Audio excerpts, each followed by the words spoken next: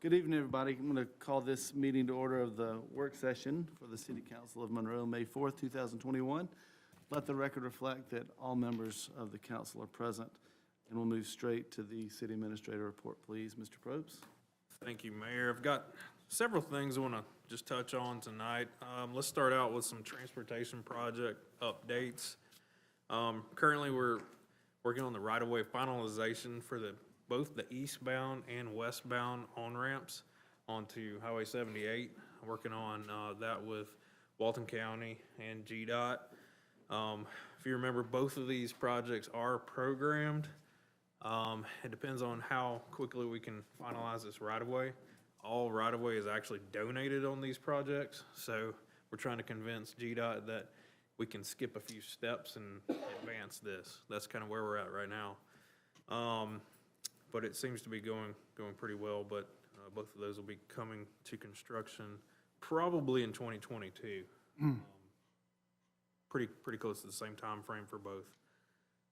The truck bypass, an update, they are in right-of-way acquisition, as noted last time. There are 80 total parcels.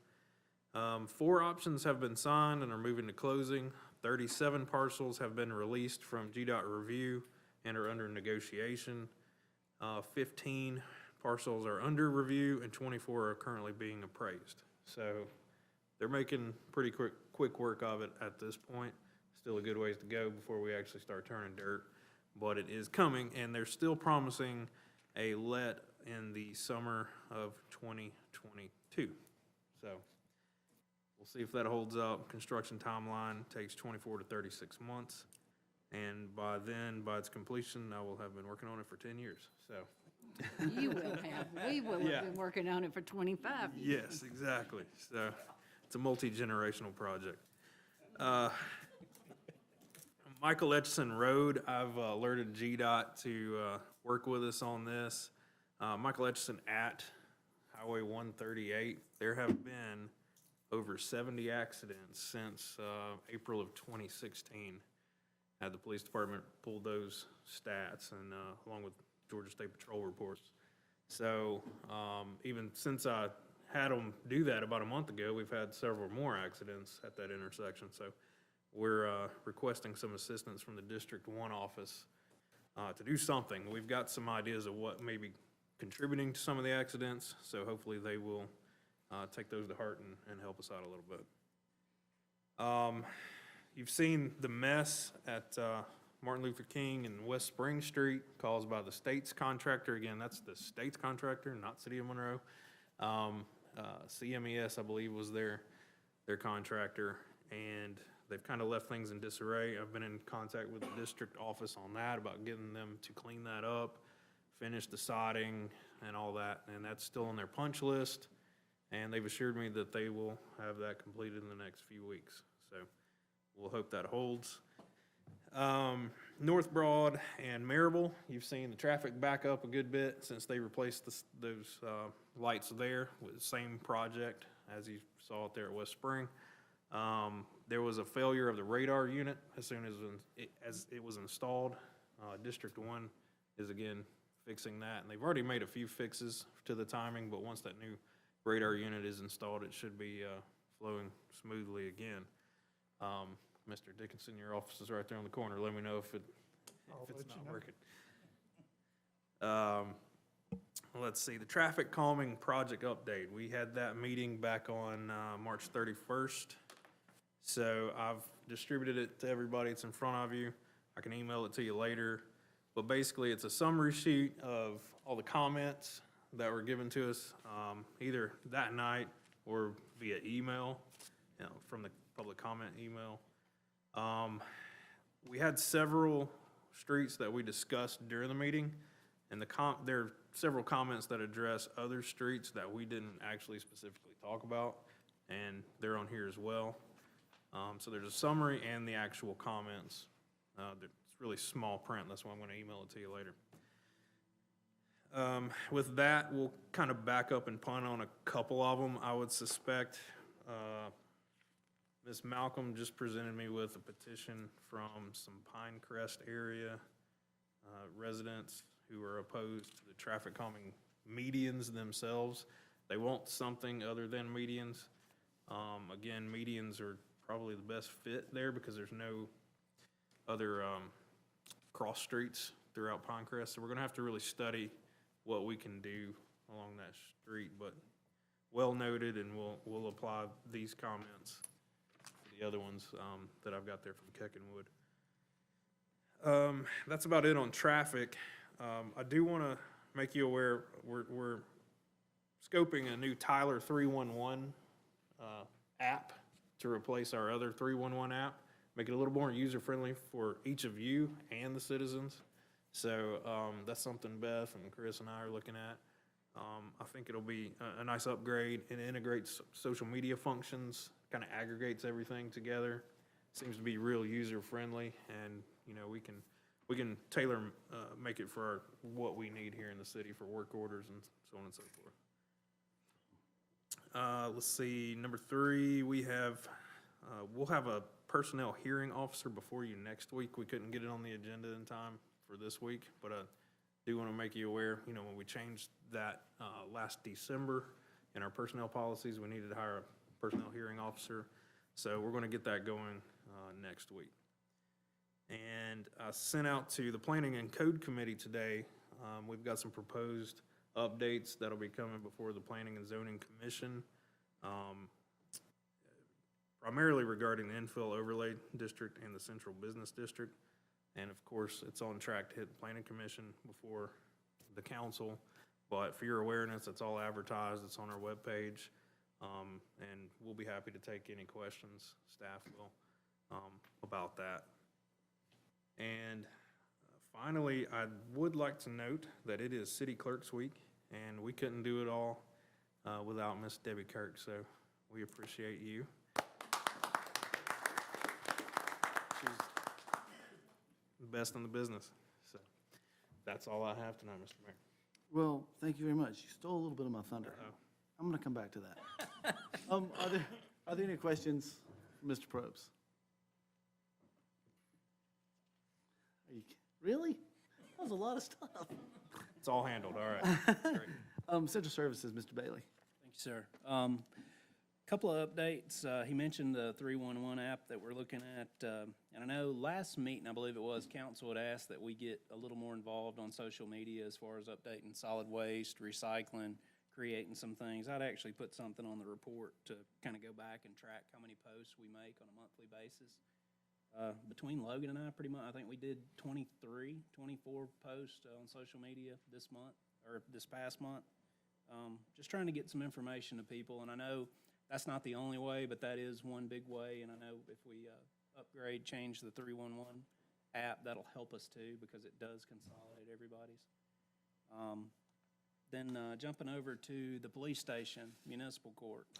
Just real quick before we move on, I was one that talked about that, and I posted several of your things, especially like your social distancing posts for the trash cans and stuff. And I had people comment, I don't know who makes these for the city, but they're awesome. So, I mean, people notice and people... I did see that comment. Yeah, Nicely done. people enjoy it. And so, you know, it gives us a little bit more personality than just like... I got more where that come from. Yeah, there you go. So, anyway, I think it works well. Great job. Yeah, well, I appreciate it. And two, it's been kind of fun doing that little part of things. But yeah, so jumping on to the police department, municipal court, RV, myself, a couple of his officers, and Chad, we walked the PD this morning, kind of not really for a final walkthrough. I put on here that I was hoping we would have the CO maybe by the meeting, but we are very close. We have a couple of entrance signs, some exit signs, a little bit of paint on some steps, and then we're essentially there. A couple of things from the fire marshal's office. But we just identified there's a few internet connections that we want to add, shelving that we're now looking at. We're waiting, I think, furniture's before council tonight. We're there, so it's, if you hadn't had a chance to look at it without furniture and everything in there, I highly suggest you go do it, because I think that time's running thin, that you'll be able to see it as an open, finished kind of a shell of a building. It's very impressive. It's been a long project. That's another one of those that, it's been 2-3 years, but we're getting it done and looking forward to moving in and kind of seeing how things flow. Jumping over, I know solid waste, Danny might hit this. We had the reschedule of the transfer station floor. It's coming up, I believe, May 14th, 15th, where we were rained out, stormed out that one Saturday. And then, of course, you know, we broke loaders, caught on fire, all that good stuff. But everything is still rolling, still going. The other little quick thing, fire department, the memorial garden is finished. Got letters. We know it's City of Monroe Fire Department again, just in time for Chief Dykes to take office, essentially. Then the rescheduled cleanup day, and Sadie will hit too, May 8th, this coming Saturday. We still have fun and festivities to start the day off, to close it out around lunchtime, and it will be a busy weekend with the first concert, farmer's market, and cleanup day. So if you've got anybody that wants to come out, volunteer, help us out, I think we'll have a dozen or more folks from City Hall helping. By all means, come and help us. We got grabbers, vests, and all kinds of fun stuff. And also, project timeline. That is included in the packet, and I'll email that out in the morning first thing. It's same build as it was last month. All the red on there is not bad. That's good stuff. That's things that are moving, that are finished, that are done, that are, you know, progressing towards the end. So I'll be glad to take any questions. Are there any questions for Chris? Thank you, Chris. I know y'all been working your fingers to the bone. I appreciate it. Moving to committee information, Mr. Gregory. Thank you, Mr. Mayor. Ms. Thompson, would you please read the financial report? Yes, sir. Thank you, Mr. Gregory. You have before you the financial status report as of March. This is the first quarter of the year, and revenues and expenses are trending as expected within the budget, with actually expenses are below budget. So we're doing very well in all funds and all departments. Sales tax collections continue to increase, and sorry about that. And those continue to increase. That has contributed mainly to more downtown shopping, and also the online sales tax that was implemented about this time last year, but we're still seeing an increase year over year. Malden and Jenkins, our external auditors, have completed our annual audit. They should be getting the final numbers to us in the next couple of weeks, so we'll have that for you hopefully at next week. We have went over final numbers, and as of right now, there have been no findings, so we're proud of that. We are implementing the new digital budget book software. This is where this year's budget will all be digital, and hopefully we can get that out quicker to you, and we can make changes, and it has a lot of neat features. It also has a transparency feature on their website, and I'll be rolling that out in the next several months. We're in the beginning stages of that. We're also in the beginning stages in the finance department of the CIP approved meter reading equipment upgrade. Our meter reading equipment is kind of outdated, and the maintenance on that ends at the end of this year. So we are upgrading all of our meter reading equipment for the 4 meter readers to iPads, which is supposedly the latest and greatest. So hopefully, if you see them out and about, and you see, even though we have the drive-by, they occasionally have to get out and manually check a meter.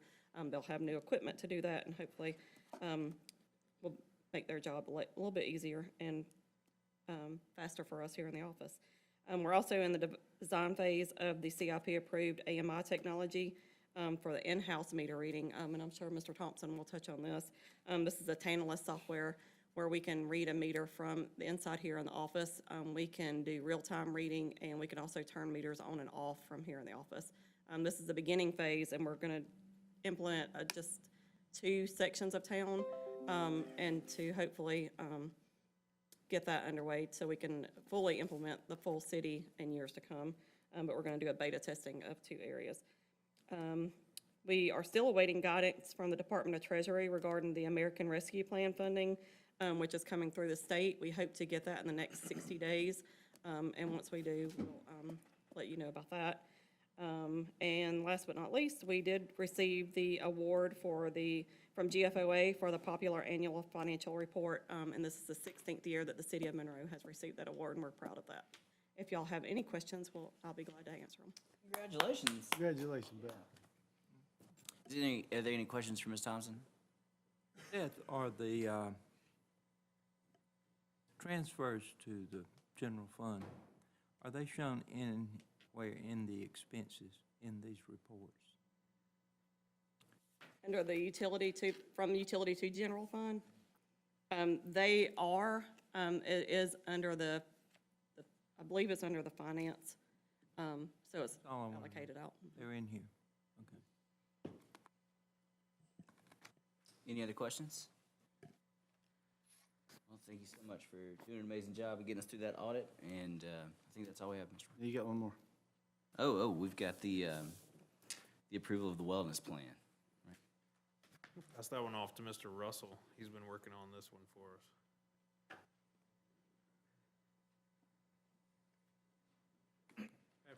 Pull my mask down to put on my glasses. I apologize, Mayor, Council. I want to talk a little bit about where we are with our wellness programs. It's been an interesting year because of COVID. But I want to give you a quick review real quick of what we've done with the wellness plan. In 2018, we had an agreement with CareATC that they would run a wellness and health coach program for us. The program was supposed to include seminars, diets, recipes, and one-on-one counseling. When I arrived at the city, 4 people in the past 60 days had used that program. And I didn't think that was a very effective use of our money, wasn't being administered completely the way it needed to be. We were paying $48,000 collectively for that program. So in 2019, we ended the program because we just couldn't see that we were getting the value out of that program. A couple of people, I think Ms. Malcolm and some others in the building, had recommended that we look locally, and we turned to Dawn Young and Eddie Young, who are master wellness coaches, and we've engaged their services. They charge us $20 per session as opposed to that big number that we were talking about before. We spend about $1,000 to $2,000 a month based on how many people she sits down with.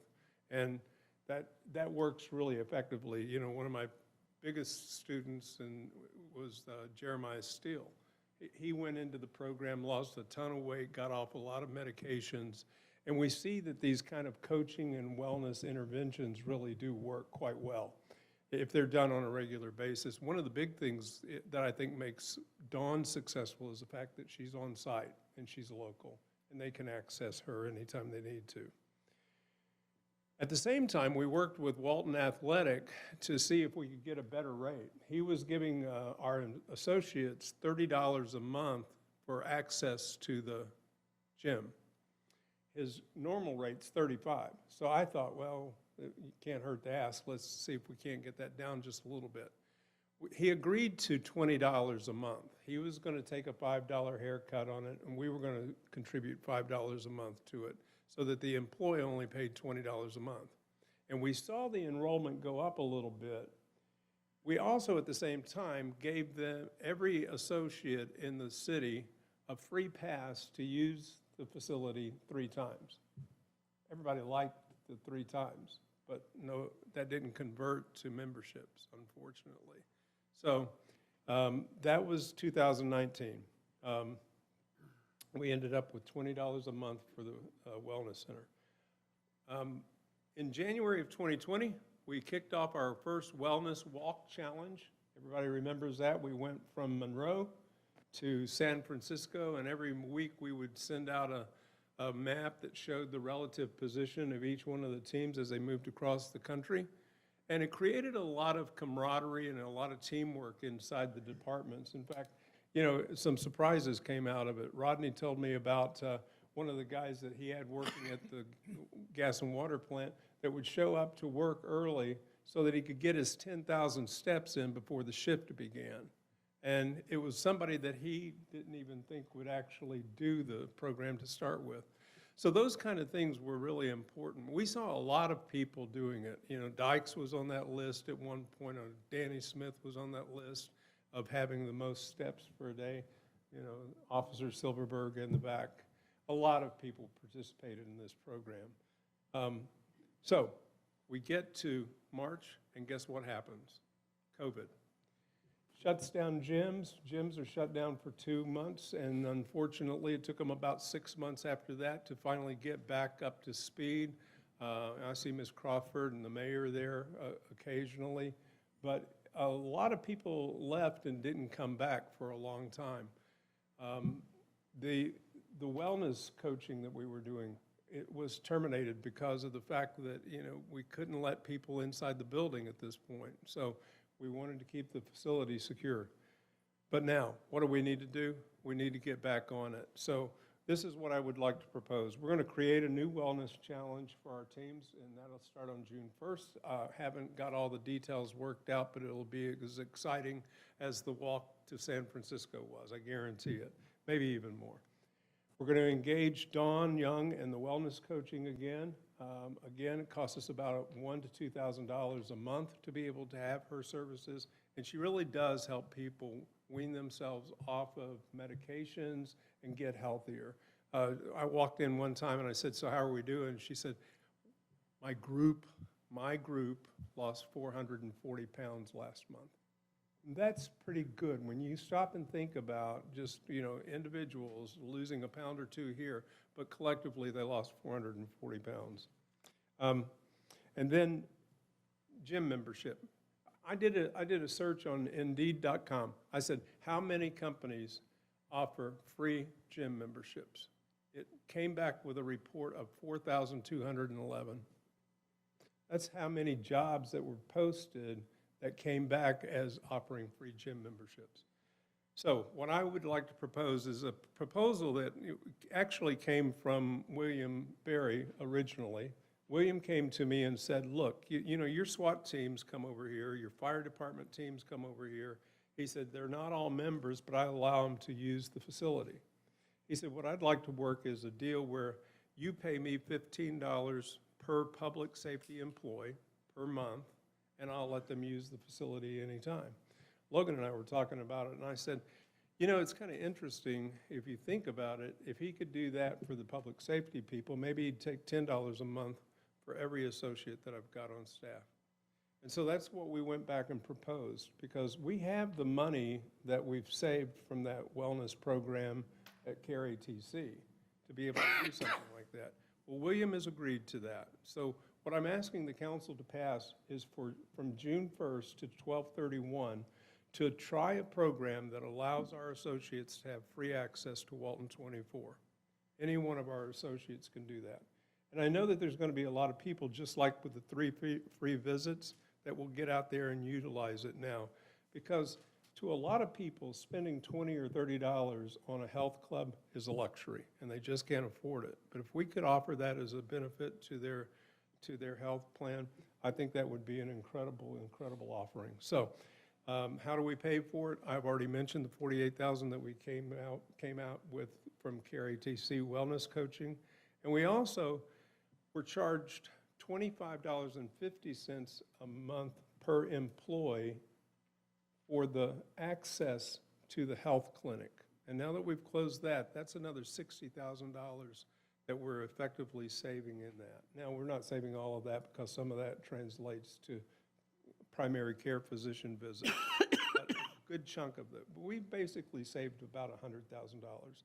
This program, to give everybody a free membership to the health clubs, will cost us $14,100 for the next 6 months. So I would entertain any questions at this point. There's no option for people to opt out, correct? It's just a blanket. Right.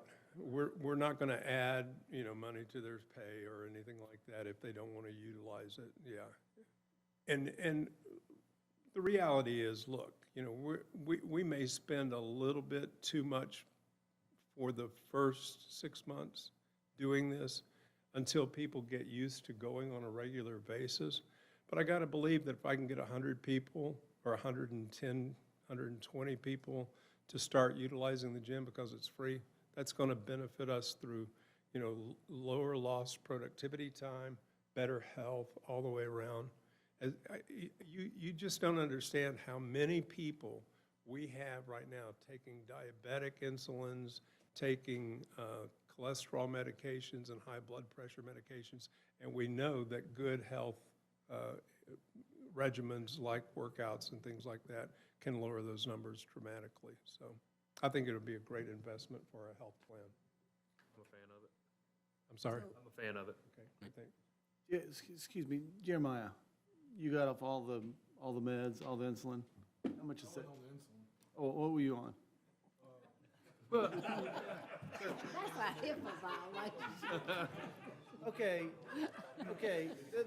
the question is, you were on meds. You were on meds. It's not HIPAA because you're not telling me about somebody else. Okay, so how much was that costing you a month? Okay, so Austin, the this Glen. was, Cost in the city. It so was- this, okay, so another cost that would be saving really out of all of our pockets. Is the medications, yes. In fact, think about it. What you really do when you put in exercise programs or PT programs for people is that hopefully what you do is push off their cardiac event until they're 80 and let Medicare pay for it. I mean, that's a rude way to look at it, but, the other side of that is if I can push it off till 80, you live a better lifestyle all the way around. We see less hips, less ankles, less knees. We see less shoulders if people keep themselves in shape, particularly once they get 50 or 55. So anyway. I got one quick question. Yes, sir. Is that for family members too, or just employees? No, it's just the employees, just the employees. The family members would still be held to the $20. But again, if the family members were able to join for $20, that's a pretty good deal because that's still $15 off of his normal monthly price. I think families are 38 a month. I want to make a motion to approve. Second. Mayosha, give it to Mayosha.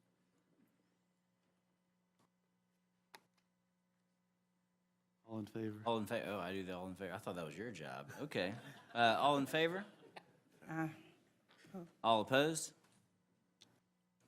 The ayes have it. Thank you, Mr. Gregory. That'll be on the consent agenda next week. Moving to the airport, Mr. Garrett. I was for it. All right, airport updates. We had great weather, great contractors, and the airport was paved about 6 days quicker than anticipated. I think pilots, everyone were very pleased with it. I know I was. I'd mentioned last month, I was hoping I didn't come in this month, and we're still paving. So we are not, the area around the 12-unit T-hangars paved also.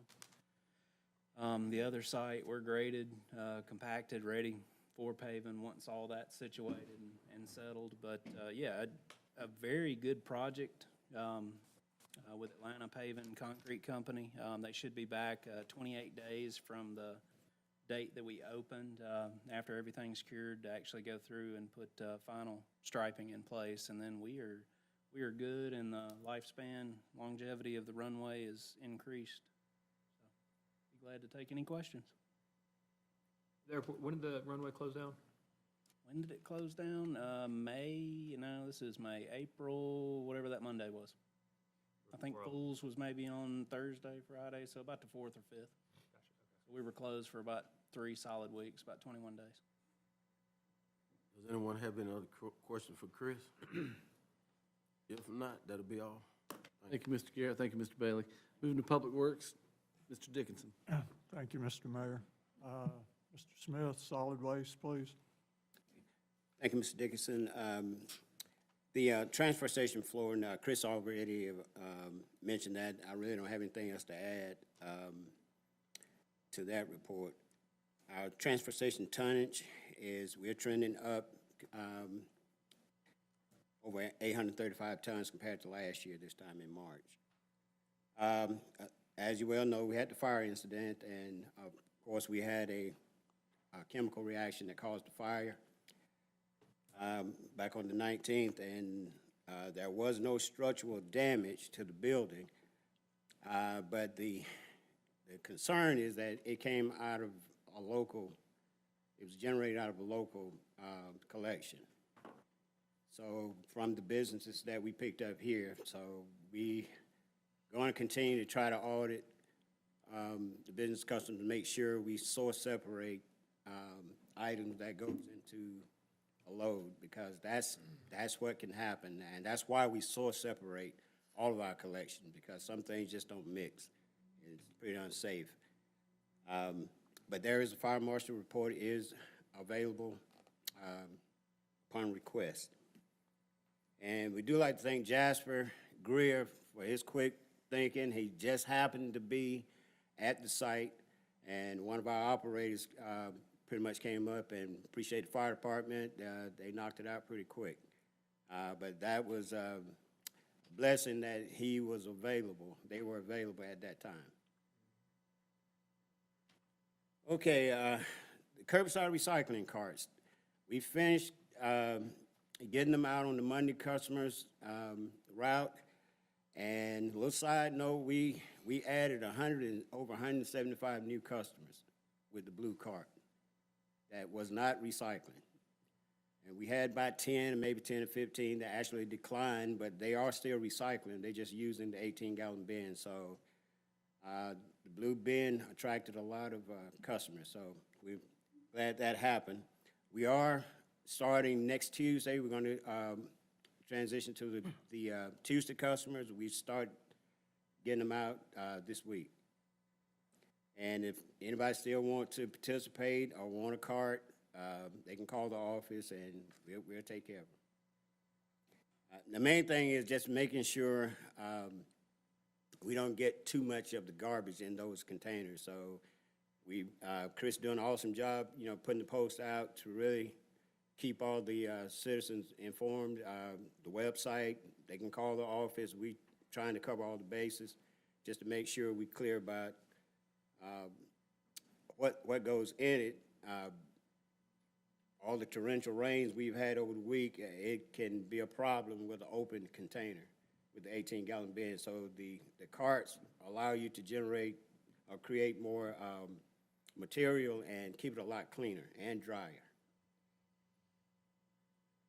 The only other thing I have is the curbside collection, glass collection. There's been some questions about should they mix it. We really need them to really get a separate container because it goes to a separate location. That's the main reason why we don't mix the material, because it goes to a glass company that actually pays us for the tonnage, and all the other material, single streams, go to another location. So we really want to encourage people to really order a glass bin, and like I said, we're only picking up the jars and bottles. Some of the other stuff we can't collect. So that's all I have.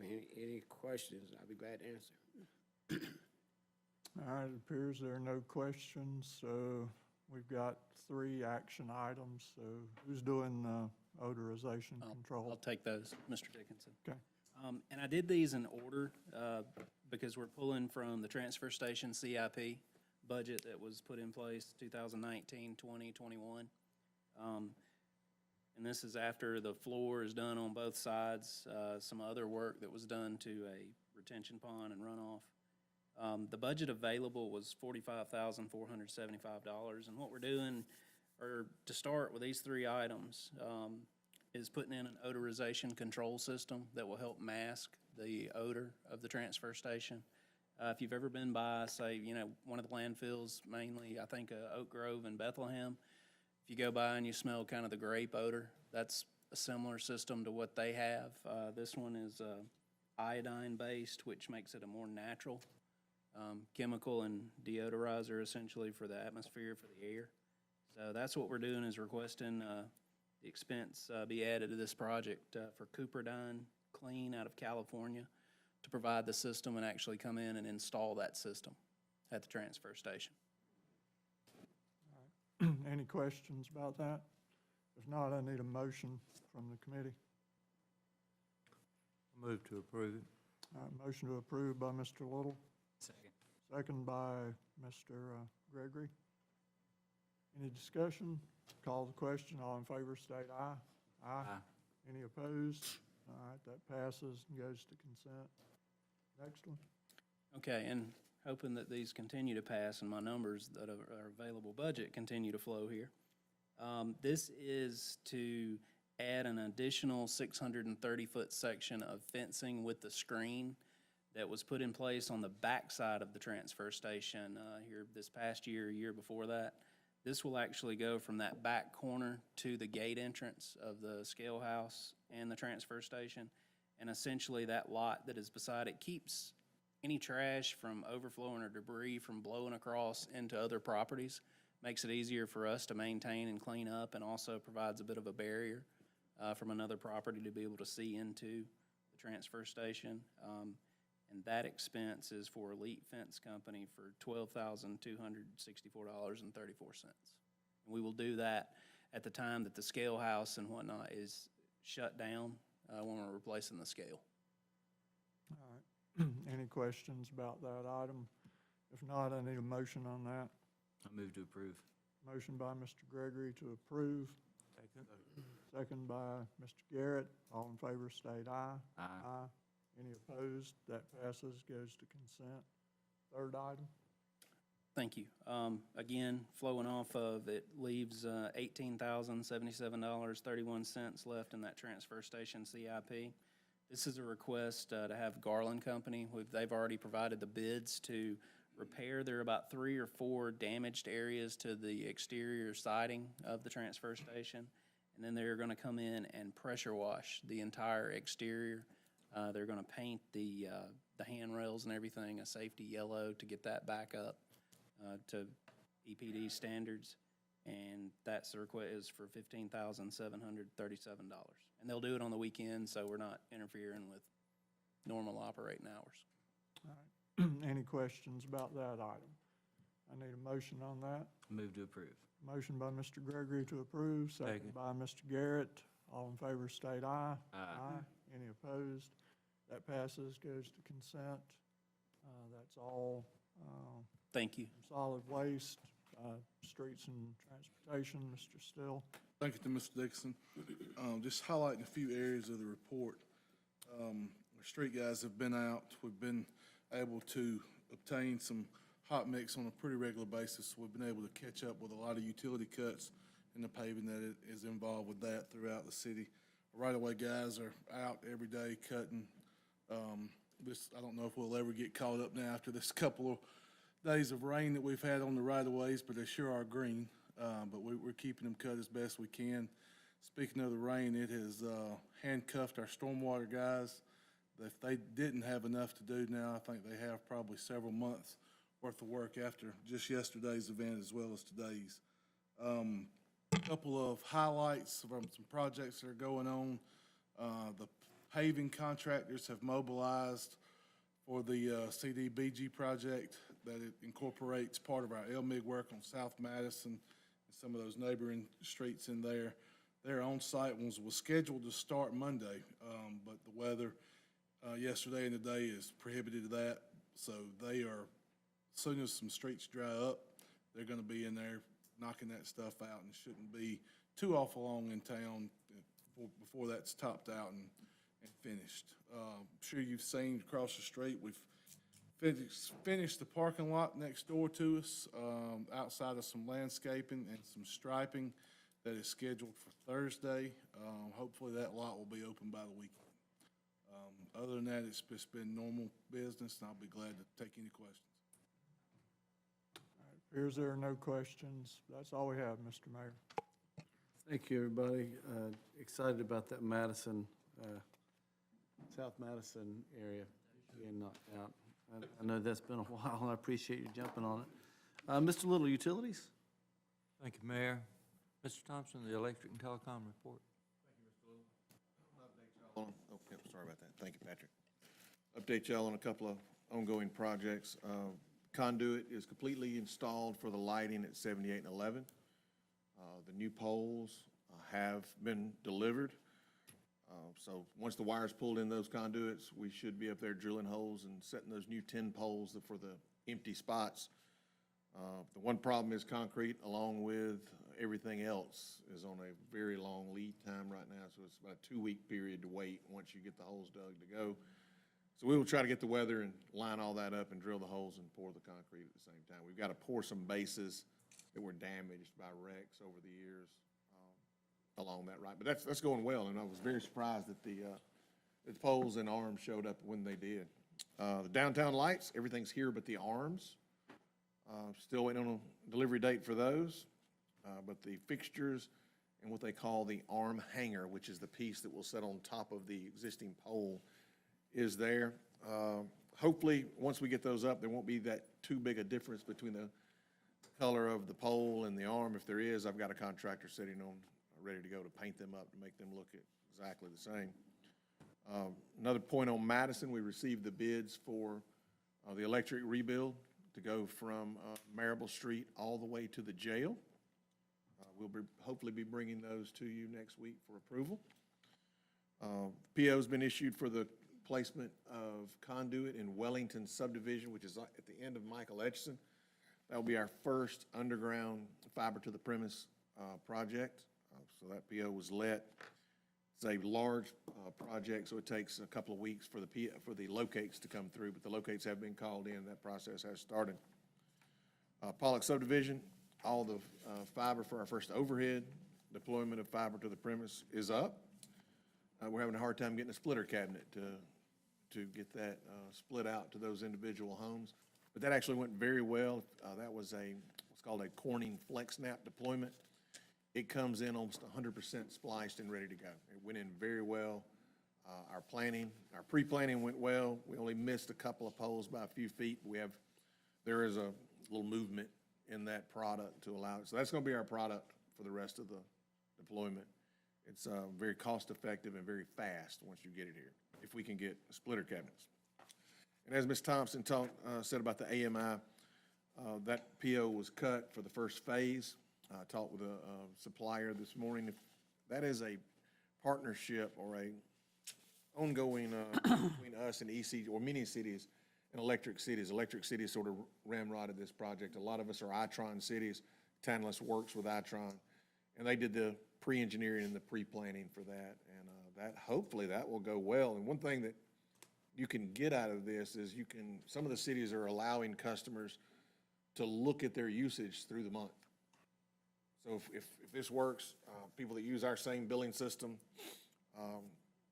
you'll be able to come in and look at what your usage is going through the month and maybe estimate your bill.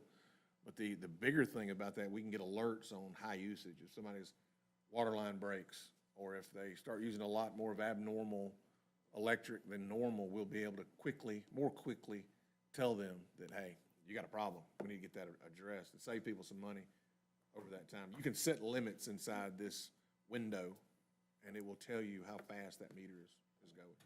So it's good stuff, and I'll take any questions y'all may have. I've got one question on the fiber at Pollock. Did I understand you correctly now that the fiber is there on the poles? Yes, sir. So what are we doing to notify the residents of the subdivision that they now have availability? When it's active, we're going to contact, we've already laid out all our existing customers in the subdivision that are covered. We're going to contact every one of them and then transition them first. Once we transition them, we'll do a mailer to the rest of the residents. Mr. Bradley, just to let you know, when that splitter cabinet was ordered, not just to handle Pollock subdivision, that splitter cabinet's ordered to do Pine Crest, Daniel, Pine Circle, all that stuff. And my guys have already started the design of those other roadways. With Brad's help, we've started to import the county GIS data into the Corning design software. What that allows us to do is not be short-sighted on the design, because once this design is done, it's done. So if you look at these lots, you need to know exactly how many homes can ever go on that lot and design for that maximum number, so you don't have to come back and redo it. So once we get in, to answer your question more completely, once it's installed and ready to go, once I know when that cabinet's going to be here, we're going to start setting up installs. So, but just so I understand, so if in case I'm talking to people over the neighborhood, existing customers, they'll be contacted by telephone? Yes, sir. Or email. It depends on what contact way we have for that. Basically say, we have fiber available for you now, do you want to connect? Right? Well, we'll be coming, we want to, what we will tell them is, we want to transition your internet to the fiber-based internet. And here are your options for service. This is when they choose a price to pay. Yes, sir.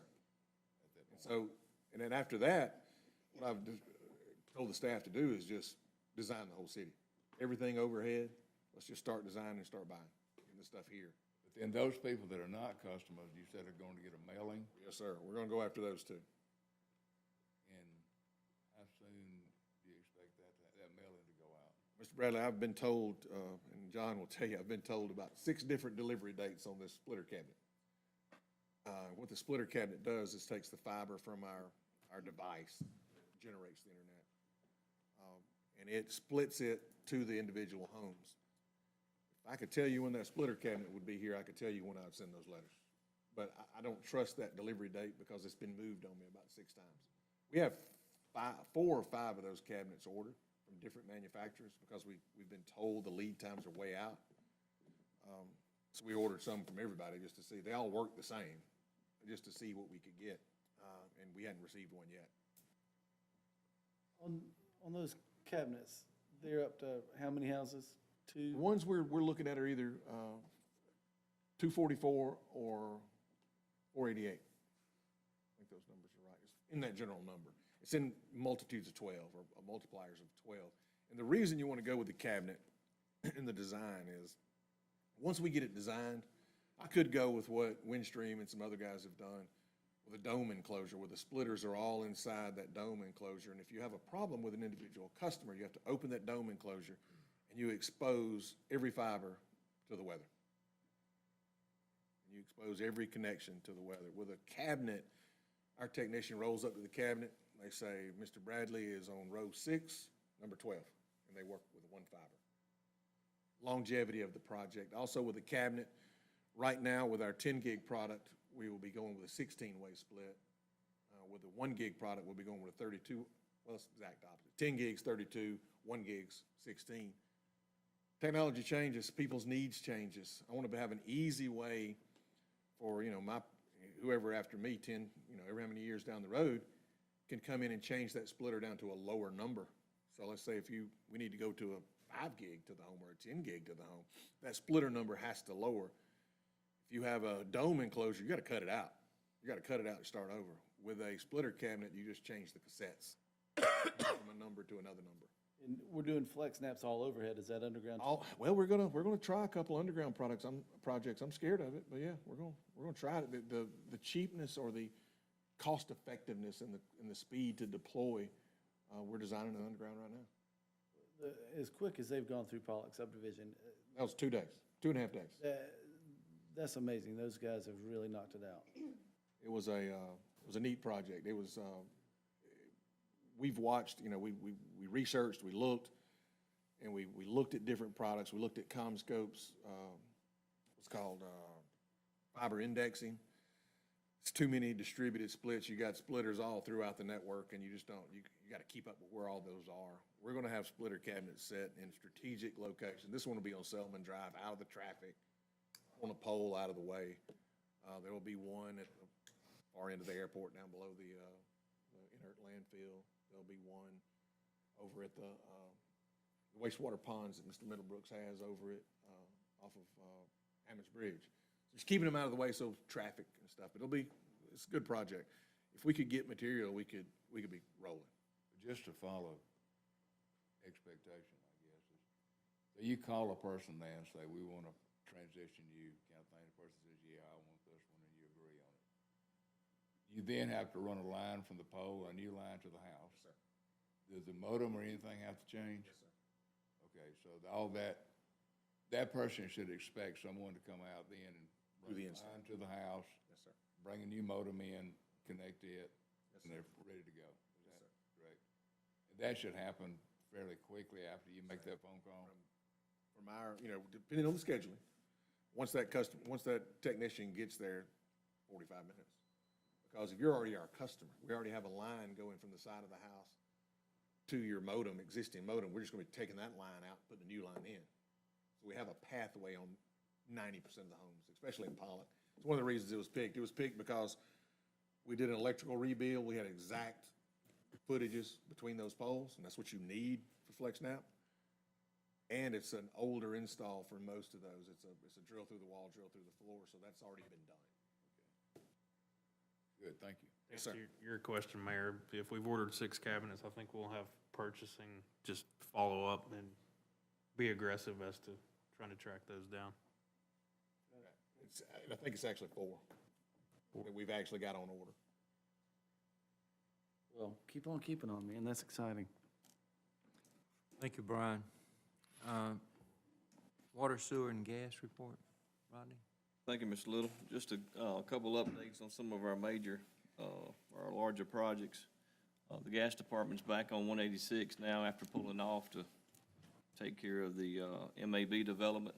We went ahead and took care of our services there as well, while we had good areas to dig in and avoid all that asphalt. So all our services are into the buildings. We also completed another subdivision, Holly Jones Road, which is off of 186. It's an old subdivision, never got completed. So guys come in and bought it. So it's gonna serve 19 new homes there. So we're back on 186 now with a 6-inch. That's job's moving rather slowly. 4-inch stuff, we were seeing as much as 5,000 feet a day. 6-inch, we're lucky to get 1,000. It's a beast. 3 or 4 guys could handle the 4-inch. It takes 2 tractors to handle the 6-inch, make your connection. So it's really slowed us down. As far as the sewer collection side goes, the Alcovey River, the 138 sewer extension, those guys have started grading, as well as the pump station and the force main contractors. So all the material and pipes here, so they'll be starting soon on that. The design and review for the wastewater treatment plant rehab, all the material has been selected and bid. And the bid opening for the labor side of it is May the 27th. We're looking forward to get the plant rehab going here pretty soon. And the 18-inch water main from the plant to the MAB development, we've got another meeting tomorrow, but the material's here. The crews are starting. We're going to start this week. Now it's going to be next week. But they're going to start potholing. See if they got any conflicts with any of the utilities along the route. We'll be discussing more of that tomorrow. But that's all. If you got any questions, I'll be more than happy to answer those. Are we pumping water to Loganville?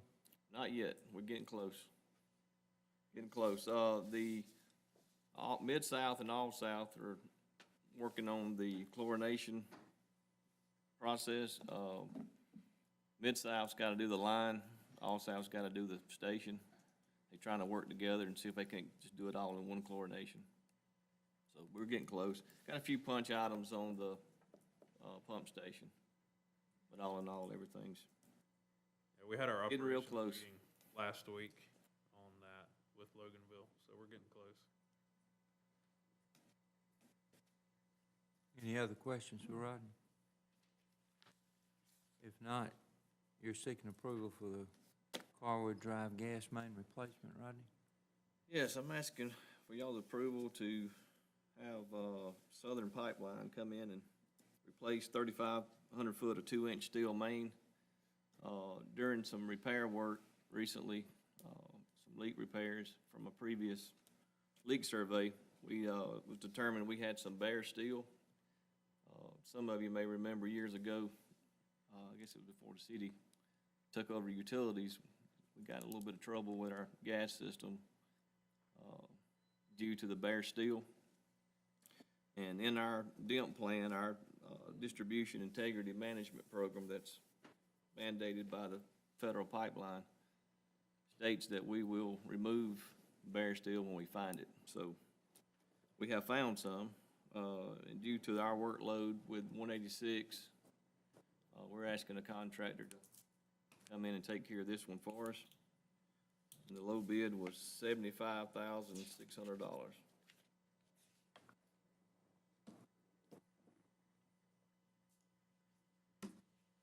Are there any other questions about this? We need a motion. Chair, I'll make the motion that we approve this as presented here with the $75,600 to present to the council next week. Motion by Mr. Bradley, is there a second? Second. By Mr. Gregory, all those in favor say aye. Aye. It carries. Recommend it to full council. You have another item, Rodney, the purchase of the F-450. Yes, sir. On the water distribution crew, we got 2 service body trucks. Both of them lost their engines. One's an '08, one's a 2016. The 2016, the motor's being replaced in it now. 2008, Public Works had made the determination that the truck just wasn't worth putting another motor in. This truck's got some age. It's actually the oldest truck in my fleet. So we're asking to purchase a new pickup truck for them. Akins Ford has the truck at $60,385. By the way, both crews are actually riding around in single cab trucks borrowed from other departments. Twos are actually in 5-gallon buckets in the back, so not very productive, and so we need a truck bad.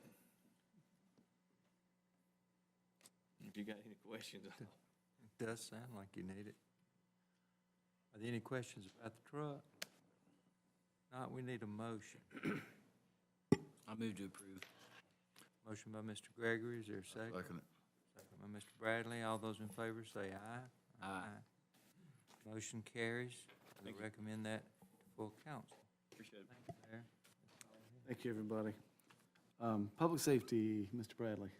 Yes, I'd start with the fire department by welcoming our newly appointed fire chief here, Mr. Andrew Dykes. Welcome to the council. Thank you. And if you give us a report tonight, please. Excuse me, yes, sir. Thank you, Mr. Bradley. As you see in front of you, you do have our statistics for the previous month. One thing I would add, when I composed this one, I did break it down to provide you all a little bit better detail as to the specific types of calls that we are responding to in the different categories that you're used to seeing. You see, we had 9 fires, which 4 of those were building fires, but when you look on here, you can start to trend what types of incidents that we're responding to, including for that month, we had 1 motor vehicle versus pedestrian, and unfortunately, next month, when this report is run again, that number will increase due to that being several significant car versus pedestrians this past month. Did not have very much significant fire loss for the month, which was good. And the most significant one of those was the fact that unfortunately someone's storage shed with all of their tools, which anyone that is familiar, that adds up very quickly. So the structure was not that much to replace, but all of their equipment was. Touch on a few things going on around the station. As Chris pointed out, the monument out front is repaired and looks great. Thank you. The crews from Badge Pass were on site last week doing the install on the door frames. That's one of our capital improvement projects, so hopefully that will be online very soon. The exhaust system that you all approved last council meeting, like everything else, it has a 5-week lead time before they're going to be able to get started on that project, but we are on their list. And just wanted to brag about our crews here this past week. It has become very busy. We did have a period from Thursday through Saturday of last week where each crew caught a working structure fire on each day, and including having the house fire on Saturday, they've responded to 18 emergency calls, which for the fire department is a very busy day. So just wanted to say the guys are doing a great job, and things are returning to normal per se with people's activity out in the community. And I'll be happy to answer any questions that you all may have. Any questions for Chief Dykes? I will pass on to the council. I had a meeting with chief last week for some time, and I'm excited about working with him as our new chief, and vision of where we need to go in the future, I think is very important. We'll look forward to hearing that. And we move to the police department. Chief Watts. Thank you, Mr. Bradley. We had a busy month in the month of March. Our calls for service went up from this time last year by about 130 calls. Our area checks continue to increase with a total of 10,707. And if you look at this, which I thought was pretty significant, is they do a total of each agency and their area checks they do. And Walton County Sheriff's Office has done 30,845, and we come just under them at 28,306, just in our little city here, with Loganville and Social Circle coming in around 4,500 and 5,000. So that shows you that our officers are actually out here being seen and highly visible, which I think plays a crucial role in a deterrent for crime. You can see our Part 1 crimes are at 53, Part 2 at 91. We had our DEA drug take back on the 24th, and we collected, I think that was a rainy day, but we collected about 70 pounds of prescription medications that we were able to get off the streets. And I actually pulled the data on this just to show you how that's increasing in itself. So in 2016, we recovered 36 pounds, 2017 was 10, 2018 was 7, 2019 was 38 pounds, 2020 we got 137 pounds of just medications. And, you might not think that plays a big role, but it does for us from law enforcement, because any kind of scheduled drugs we can get off the street means that's less people we're dealing with that's addicted to that, that's using those type of drugs.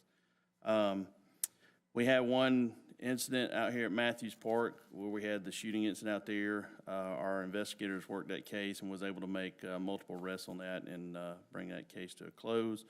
Our case clearance is actually up from this time last year, from 32% to 38%. So our guys are doing a good job on solving cases that they're assigned. And we also have 2 individuals that are actually in the police academy right now, going through mandate. And I think in June's when we come available for 2 more positions, be able to put more officers on the streets. And that's about all I have as far as our monthly report goes. I do have a few items that may need your approval and action on. Before we get to those items, does anyone have any questions for the chief on his report? I do. Chief, here on your report where you show calls for service, area checks, so on and so forth, it's from March 2021. Can you also show us the previous year so we can So I do have that. You're talking about, you want me to add that into the report to be able to compare going forward? Or Sure, if they were just Is that- aside. I do that already, Mayor, and I'll show you. I thought you did. I couldn't find it, though. Well, I have it done for myself, so you can see I have the 2020 and 2021 comparison. So if any numbers you want to know on that, or I can start including that in our monthly reports. If you don't mind, that Yeah, would be great. not a The main problem. thing I was looking at were Part 1 and Part 2 crimes. Right, so we're down for 2020. So Part 1 for 2021 was 53, in 2020 it was 60, and Part 2 is 91 and for 2021 and 83 for 2020. So you're going to see crime start going up as we get into the summer months, as it gets warmer. One of the things that I did make a command decision on is, typically when I come here, I brag on our joint operations unit.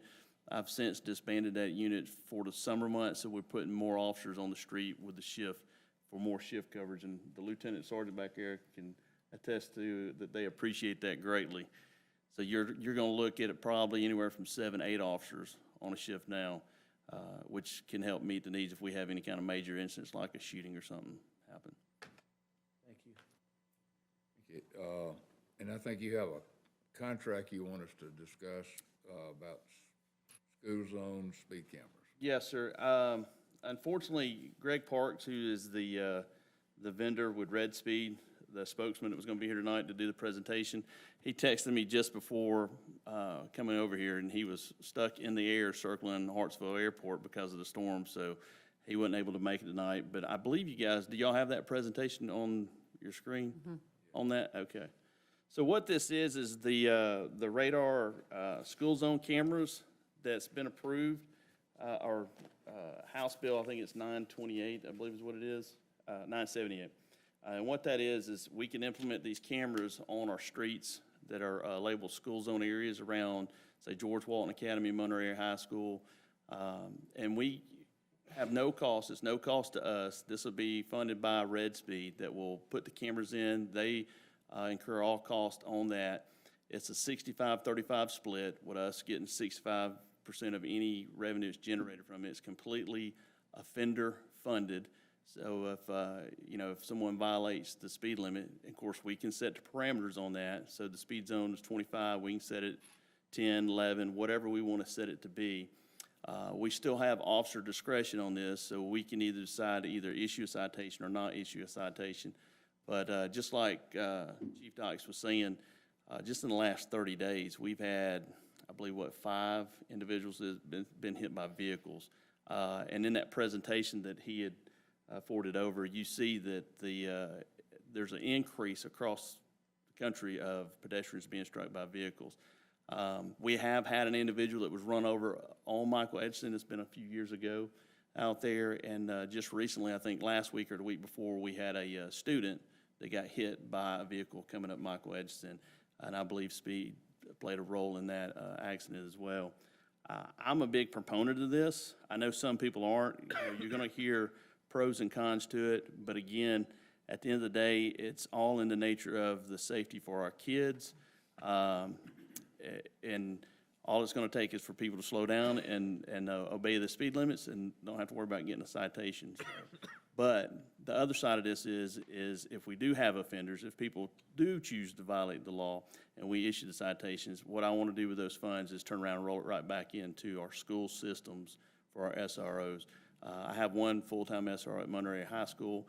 We have part-time SROs out at George Walton Academy, and I'd like to look at putting a full-time one at George Walton and potentially looking at putting a second full-time one at Monroe Area High School to protect our children.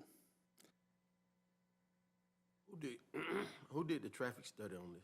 The Red Speed did. They put their cameras and stuff out there to catch the speed violators, and you can see it's on there. Just in one day, I think they recorded, George Walton at Edson Road had 1,195 violations. At West Springs, they had 1,528 violations. That's 10+ miles per hour over the speed limit. Monroe area, not so high. Double Spring Church was 375, and then on that Jake Drive was 1,088. But I do think that area is going to pick up with the development out here on Charlotte Ryle. I think you're going to see that increase as well. And they did do a study on Monroe Country Day School. I had them do that because of some of the issues we've had on, Church Street over the years. I was thinking, if we could have labeled that as a school zone, that could have been another avenue we could have went. But you see that it wasn't really high at all. It was only 15 there, so. This just another way of bringing in revenue? Because that's what it seemed like to me. It's a way to keep our children safe is what it is to reduce speeding on those roadways as it pertains to our schools. Like I said, in the last 30 days, we've had 6 people run over or hit by vehicles, not in those school areas, but you see that there is an increase in that. I think it's a win-win if you ask me. It's no cost to the city. If people obey the law and don't speed, they don't get a citation. I think it's also, especially like at Spring Street, there's an officer standing there, and it's going to help prevent having them injured. These officers back here, Lieutenant Harrison and Sergeant Silverberg, can attest to that. They both have worked that out there. They can tell you what they deal with in those areas, and it's just getting increasing. As we grow as a city, and especially in that corridor area, you're going to see that traffic get even greater. So, does Red Speed have any numbers? Sorry, you want to go ahead? Does Red Speed have any numbers about over time what it ends up looking like? These numbers right now are high. Once people begin to obey the law, which is the idea, what kind of revenue does it produce then, and can we afford to keep the SROs going on what it will produce? Well, it's not. Let me just say this. I'm not wanting to use this specifically just for funding SRO. What I'm saying is this is a system that's no cost to us that will reduce speeders. And, and they've showed that there is a need for that. There is speeders there. But if there is, again, it's offender-funded.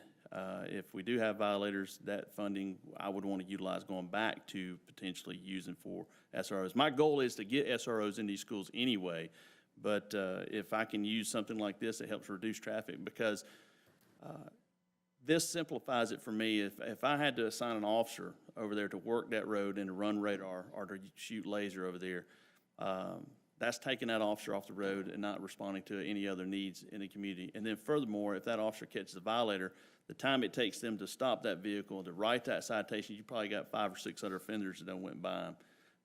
It's a good simplification of enforcing the law as it pertains to speeding. The beautification of this is we can do a public service announcement for 30 to 60 days. We can issue warnings out there. We can let everybody know, hey, that we're going live with this, and give everybody enough notice to say, look, we're doing this. You guys need to slow down. But after 60 days, then we go live with it, and then we set the parameters on what the speed, what we're going to allow to be enforced, whether it's 10, 11, 12, 15 miles over the speed limit. I got one more question. Is this gonna be done by officer, or this gonna be done by strictly cameras? The cameras is the ones that's going to catch the violator. So it'll be a camera that will catch the vehicle, the license plate on it, and it'll be the radar that catches the speed on it. So what they'll do then is they review it, they send it back to us, and then as a law enforcement agency, we're the ones that will decide the discretion of we're going to issue a citation on this or not. Chief, I know you said that we have a lot of flexibility and we can set the rules, if you will. Yes, sir. How long do we want to give warnings ahead of time?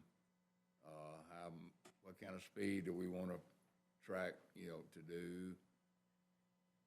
Have you put together a proposal on how this would be administered? I guess that's my question.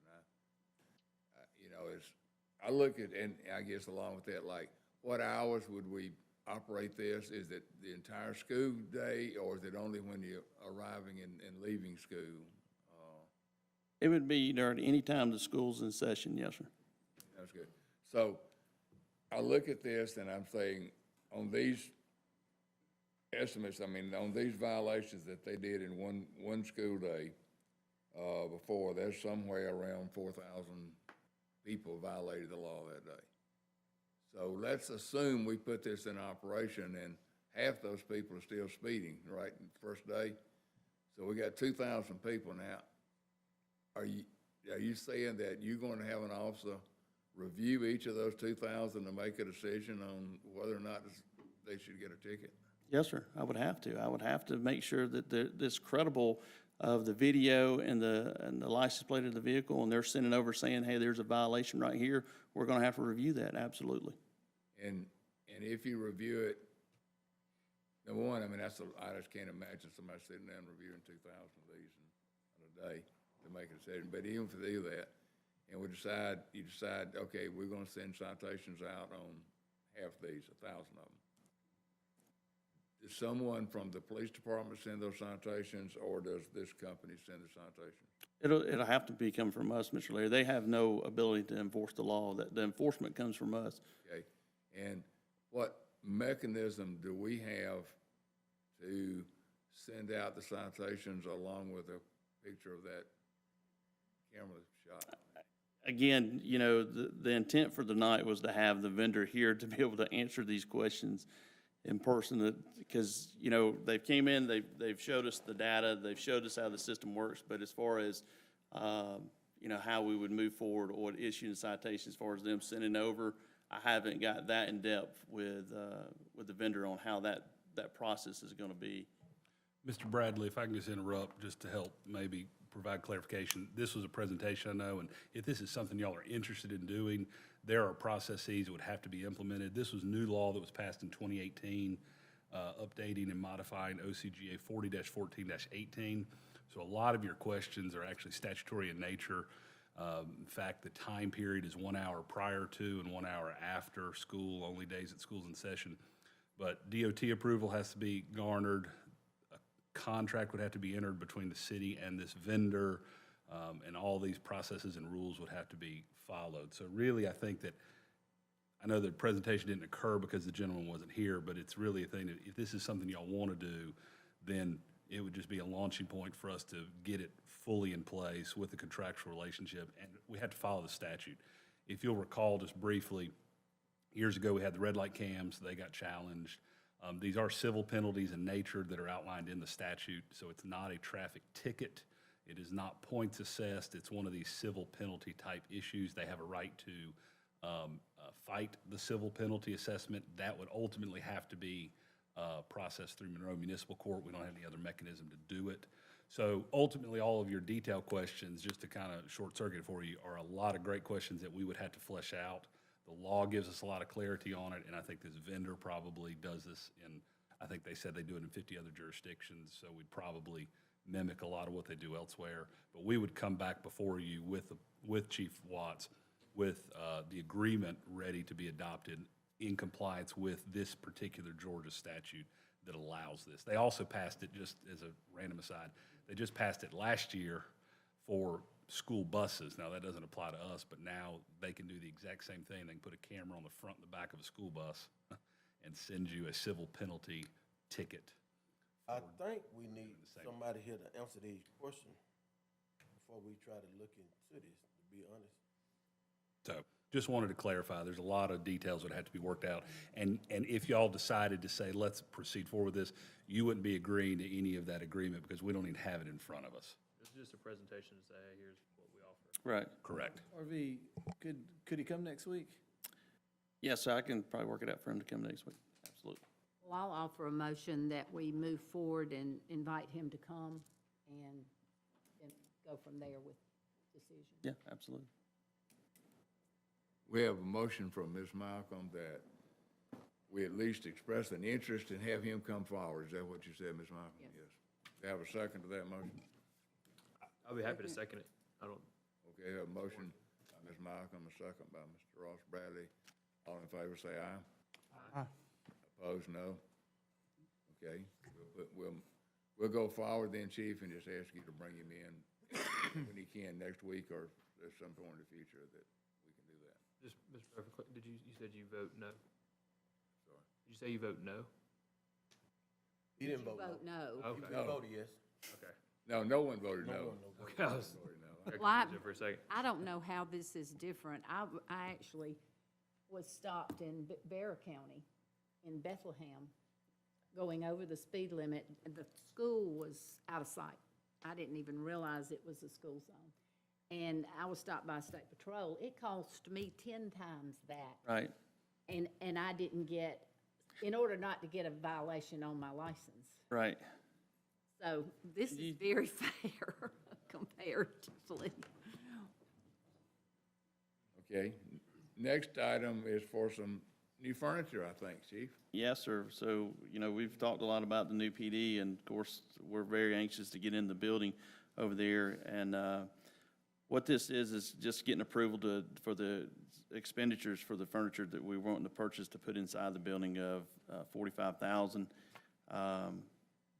And that money is going to be coming from our asset forfeiture account. So that is, again, no cost to the taxpayers. These are funds that were generated from seized assets from known criminals, known drug dealers. And we're just turning around and using it to help furnish the police department over there, but need approval to be able to purchase that. I move to approve that, Mr. Bradley. I have a question. All right, wait, let's get it. We have a motion to approve. Do we have a second to the motion? Second. We have a second to the motion. Now we have any questions? Okay, from Chris's report, I'm trying to get back to it, Central Services, there was about 100, let's see, how much is left over in that budget right now? It looked to be 100, let's see, here it is. I know I didn't know if,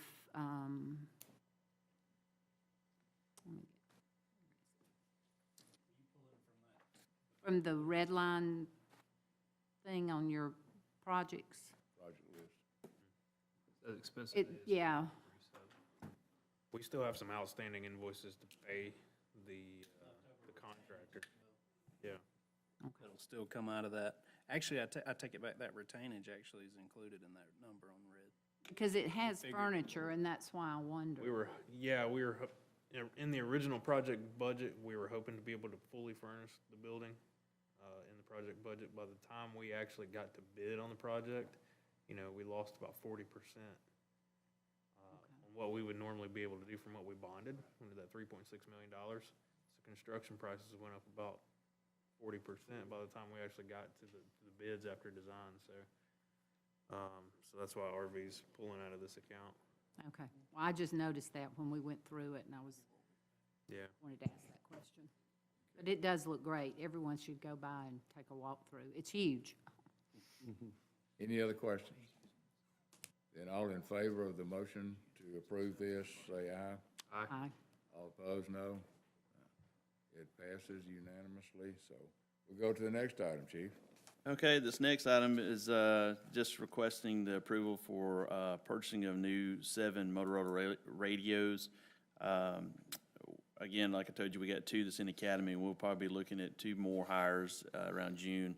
So that'll be 4 radios right there, and of course, we need to have at least 3 spares. So that's a cost of $30,719. Just asking the council's approval to purchase those items. And where is this funded from? From our issued equipment, it's already been budgeted for this, so it's coming out of my regular budget. Move to approve that, Mr. Bradley. A motion by Mr. Dixon, do I have a second? Second. Have a second by Mr. Bradley, all in favor say aye. Aye. Aye. All opposed, no. Pass unanimous that we'll send it to the full council for approval next week. I think that's what we have, Mr. Mayor. Thank you, Mr. Bradley. Ms. Malcolm, would you discuss planning and code? Yes. Mr. Kelly, you have your report available? Yes, Ms. Malcolm, thank you. The code office reported, I'd just like to start off too, to mention in the PD building, they do have a FF&E approval, so they can put their fixtures, furnitures, and equipment in there as they would like. So, and by the time that's done, it'll probably be fully CO'd. So just wanted to make that little clarification there. Anyhow, with the report that you have in front of you, we had 200 code inspections in the month of March, which this report covers. We had 167 permits written, 13 new businesses, and 22 businesses that closed. Some of those were just changes in location or change of ownership, and they kind of offset a little bit. Major ongoing projects at the time, Monroe Pavilion, the Row, Grace Monroe Church, and the Ready Clinic complex out by Arby's is getting near completion. And pertaining to the city marshals, or at that time marshal, he removed 67 signs from the roadway, wrote 134 repair cleanup notices, investigated 2 tampering cases, and wrote 4 citations on those. And let's see, historic preservation approved some COAs for, part of a COA for 507 Church Street, and denied the demolition of a property at 315 South Madison Avenue. Planning Commission granted a COA for 156 Martin Luther King Boulevard, which is Tractor Supply. If you have any questions about that or anything else that we do in our department, I'll be happy to address them. Kelly, what was the, just curious from looking at the report, the rationale for the historic preservation to deny the demolish of that house? That would be a good question for somebody on that commission to answer. I don't know. It was, the report that we got and the information we received showed economic inviability, if that's a word. And basically the rationale that I heard was that they just couldn't sleep if they allowed a historic property to be demolished. Which house was it? 315. 315. Yes, which house Madison. Oh, 315 South Madison Avenue. So about where is that? In relation to where Sadie lives, where is that? Well, it's basically directly across from about the middle of the town green. Oh, no, that, Next to the vacant lot or in between 2 Yeah, houses? There's 2 houses there together. This is one of them, and a runaway bulldozer would probably improve the area if it hit both of them. And from a code inspection, you recommended, I think that granting it to be demolished would have been perfectly acceptable due to the cost to restore it myself. But that was just opinion offered, and then they made their decision on the COA. I believe they had a third-party reviewer, is that correct? They did get a third-party home inspection, and that also indicated significant structural failures. So the people that applied for it, they said they would build a house back by our zoning ordinance and requirements, but to that character of the area, if they were to build it. So, yeah, I don't know what the rationale was. Are they willing to try and restore it as it is without tearing it down? I think the people that applied looked to appeal, and then they just decided to try and sell it. So I think it's for sale at this time. So is there an appeal process? There is an appeal process. They didn't avail themselves of it. Okay. All right, I just wondered. Is that everything? Oh, yes, absolutely. Thank you. Are there any questions? Back to you. I think, Logan, you taking the master plan? Actually, I'll hand this one off to Sadie. She was helping drive this ship here for the master plan design services for the old Walden Plaza Shopping Center. Yeah, so we issued a request for qualifications from firms to help us write a planned commercial zoning for the, what will be Blaine Station, Street Station? The old Walton Plaza, so that we can have some brighter minds kind of look at that whole site with the asphalt and the use of the police station, municipal court, and the other buildings that we have there. And we had 7 different firms respond. Really good submissions, and they're also going to help us do some review of our planned districts in general and our zoning and offer their suggestions after working intimately with it for this project. And we reviewed all of the proposals, and we'd like to suggest going with Lord, Ack, and Sargent for their proposal. And their submission is also attached. You can kind of see what they have proposed, and it's a great timeline, and it was within the price range that we were looking for. And so we're excited to work with them on this project and be happy to answer any questions you have. Is there a time frame for them to complete this? They said 3 to 4 months in the proposal, I believe. They have, one of their members of their team is a Monroe resident now, too. And that is what stood out from their proposal, is they know Monroe intimately and are very aware of our downtown goals, our city goals, and this site and the role that we're hoping it will play as a catalyst for that area of town.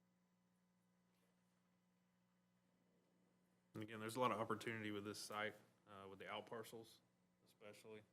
And how do we want to master plan this to make it, fit within our zoning ordinances to work for both us as a municipal user and tenants, and also maybe to sell off different pieces of it? And what can we do to maximize our approach for redevelopment in that East Spring Street corridor? So I think that's a job that's going to require more skills than we have, or more time than we have here on staff. And I think they put together a pretty good RFQ. This appears that it will do wonders for Spring Street, Hammond, Glen Iris, Bryant. Those folks living in those areas should be thrilled, assuming we were to move forward.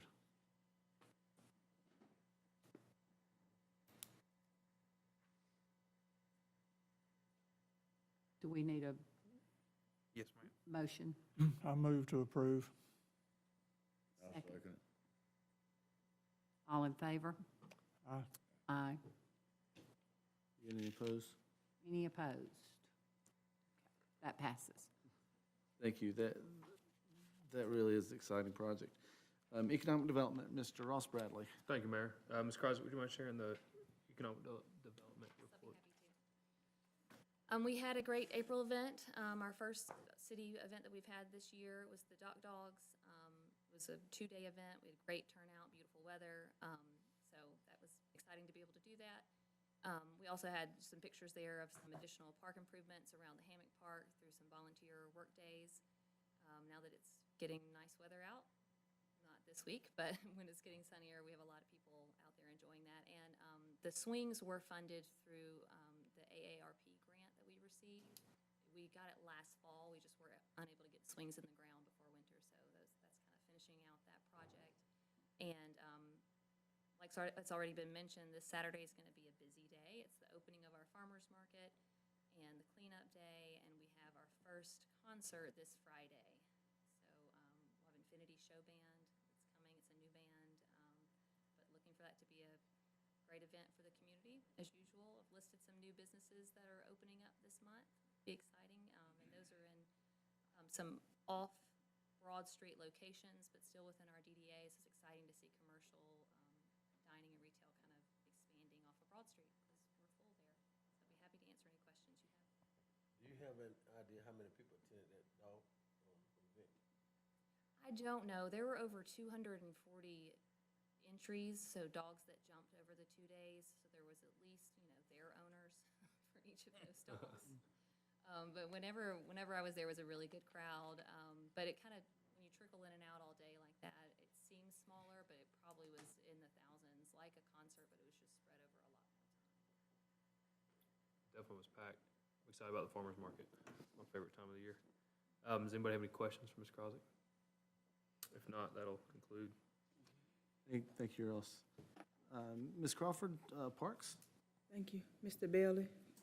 Thank you, ma'am. Couple of quick updates.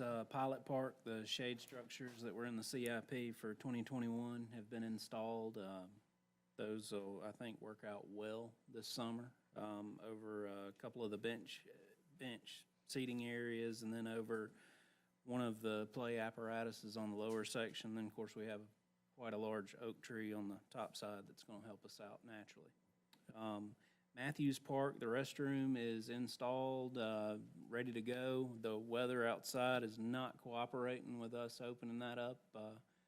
And we figured hopefully by maybe Thursday, Friday, we'll open it to the public once everything kind of calms down and the ground dries up just a little bit so it's not,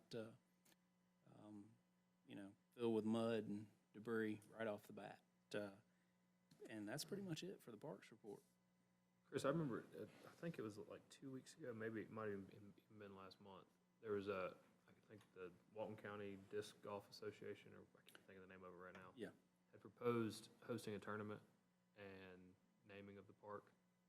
Have we, not the park, the disc golf course. Yeah, we actually talked about maybe bringing that in the June meeting.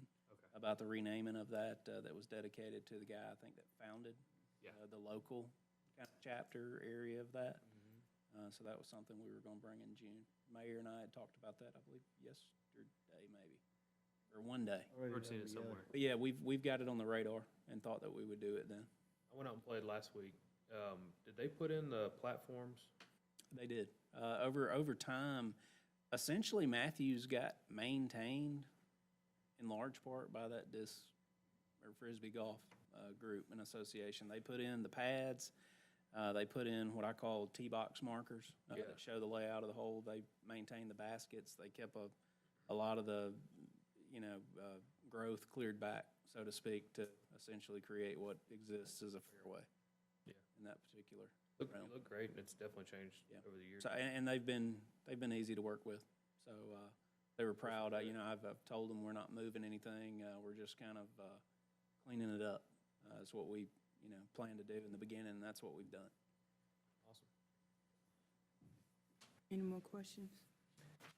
What's next at Matthews? What is next at Matthews? What's next at Matthews? As weather improves and then as funding kind of catches up, we had looked at maybe repaving that area, just doing some other small things. We had talked about at one time where we took down the old existing restroom, maybe putting up another pavilion of sorts, restocking the pond, some different things. Just at this point, kind of letting SPLOST catch up with us. Any more questions? Thank you. Moving to presentation of the downtown green plan and request for authorization. Thank you, Mayor. Mike, do you have that queued up, ready to go? Got a little flyover here. Probably should have put some Star Wars theme music to it. But I didn't think that far in advance.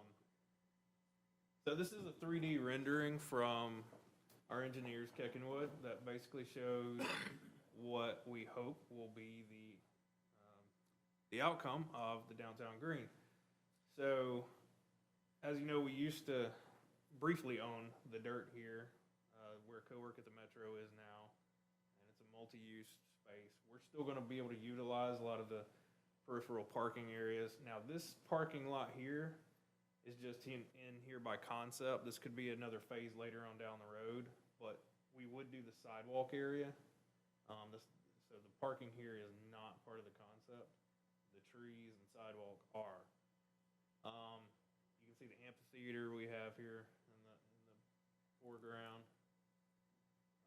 Splash pad over there to the left. A lot of overstory trees, a lot of landscaping, making it a really functional, usable space. And we're about to zoom in here on the bottom left corner. A restroom facility. Its final exact design to be determined. It's being reviewed right now, but that's generally what the splash pad will look like. Multifunction. When it's off, people can use it for overflow seating. And then that's basically what the stage will more or less look like and how it'll be positioned on the site. So, and of course, we have a little plaza area at the corner of Church and Madison right there. So we've got a lot of work ahead of us. We've had a great deal of work behind us. So I just kind of wanted to give you guys a look at what could be here in the very near future. We anticipate if we can get funding situated, we'll be ready to go on breaking ground probably late October, early November. Everything's in prelim engineering right now, and we should be finalized with our design. Any questions on this specifically? I have one comment. I know that when this was proposed a while back, and just an in-house rendering, the bathroom that was proposed is very similar to the one I think that went to Matthews Park. Yeah. And I would love for it to be, Yeah, we're gonna do it up architecturally. yeah, something that's pretty. Yes, something that's pretty, something that matches the town. TSW is actually being subcontracted under Keckenwood to design that and the stage. Okay, so those will match. Those components will match, and we'll figure out what is the best for Monroe. And then with the parking lot, what I know that was proposed at the beginning of this a while back. We took it out just because of the sheer expense in phase one. It's something we can revisit later on. There's a lot of stormwater management to deal with, and just sheer paving costs drives the price up tremendously on this project. But in order to get all that extra on-street parking, that's included in this project. All the sidewalks. So it gets it pretty much ready to go for any events in the future in this, what I consider phase one. For the green itself, for the grass, is there gonna be any drainage? You were mentioning stormwater. Is there gonna be any drainage in it? And then also, are we gonna sod that, or are we just gonna leave it? No, it's gonna be completely redone inside. The drains, they're still working on the engineering. I didn't want them to create a big bowl.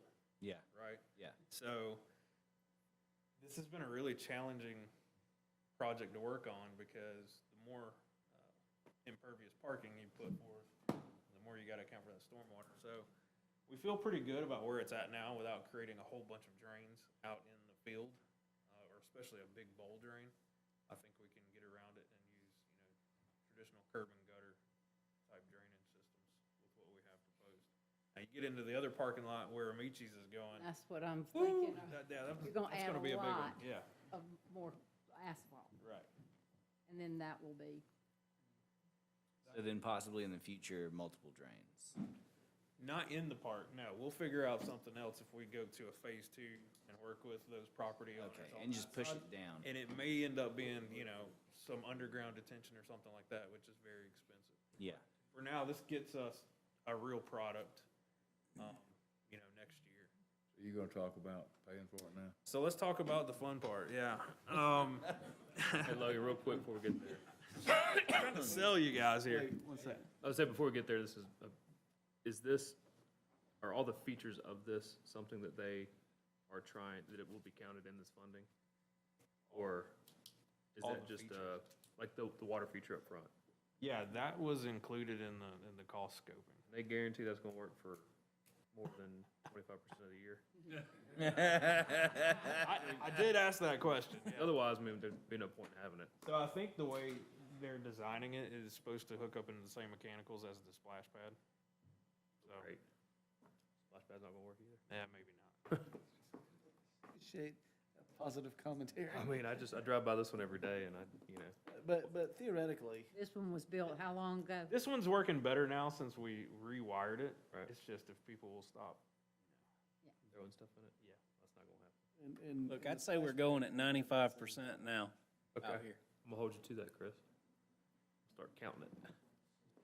And as far as tree plantings, will they be a sizable specimen? We're gonna go as versus- large as we can actually get for some of the overstory ones. You know, when you get too large, it becomes almost impossible and very expensive.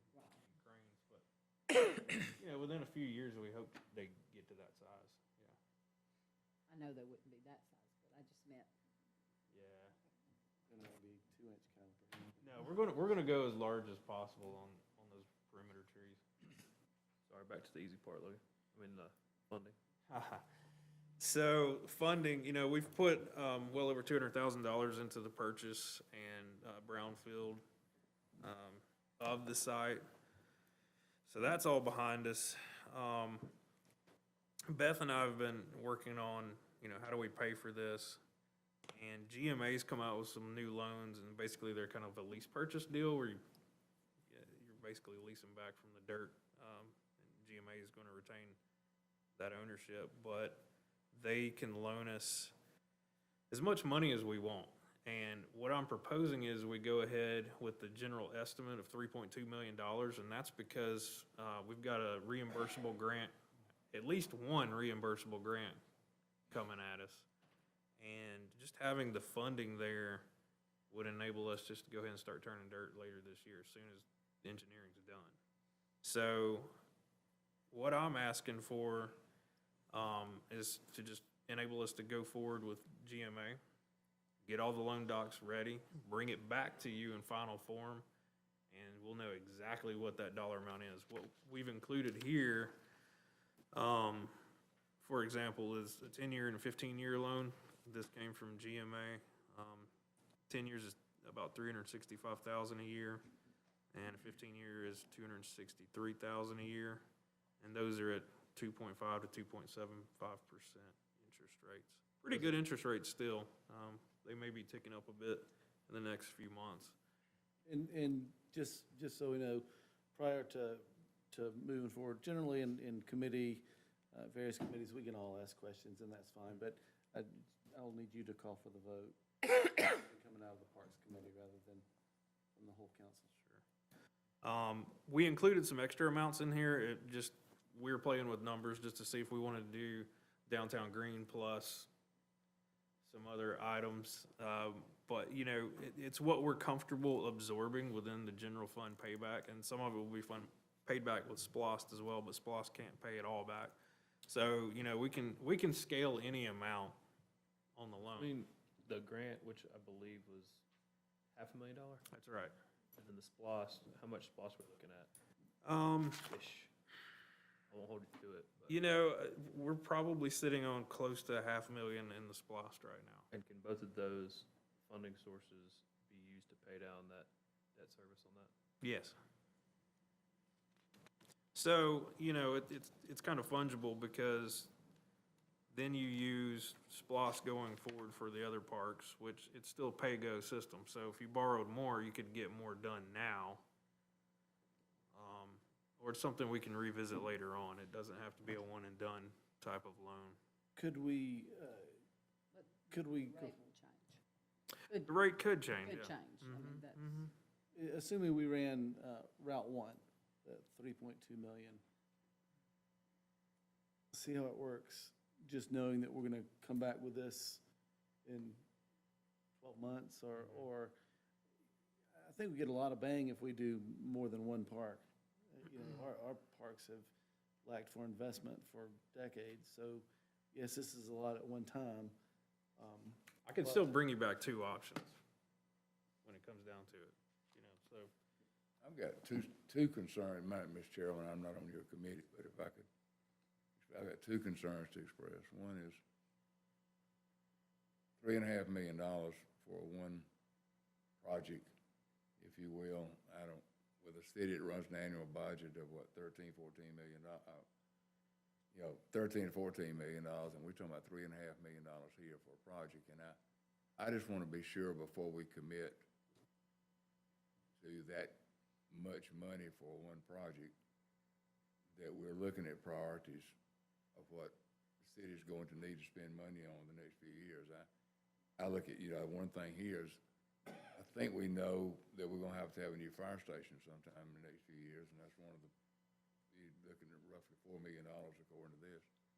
So just, and I'm not saying which one, you know, it may be other priorities we need to be looking at, but just looking at those two, do we have a priority of this development versus a new fire station at this point in time? Because they're roughly the same cost, close to it. For the same cost of developing this out or putting in a new fire station. And I just think as a council, I want to be sure that we're looking at priorities of what needs to be done over the next few years, because this is not a short-term commitment. This is a long-term commitment of what we're looking at. So that's one concern. And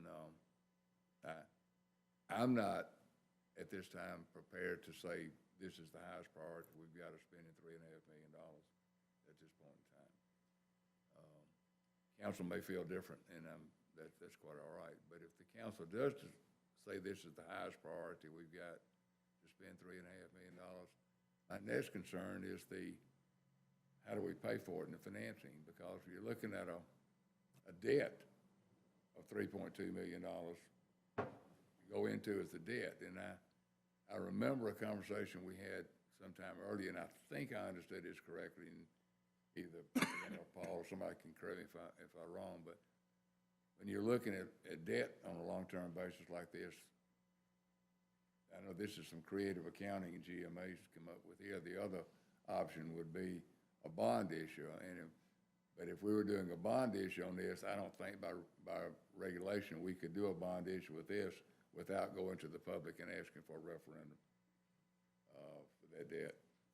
That would require a public referendum, so my first concern is this the highest priority we've got for this much money? And if it is, the second one is, why would we not follow the same concept, if you will, of asking for, by putting this as a referendum to the public and ask the public, the citizens of Monroe, is this really where, is what they want to spend this much money on at this point in time? I've got real concerns on us as a body committing long-term debt for this project without referendum. So those are my two concerns, and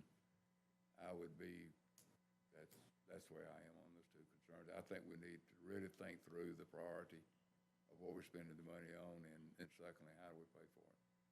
Logan, was this project, we started talking about this 2 years ago or 3 years ago?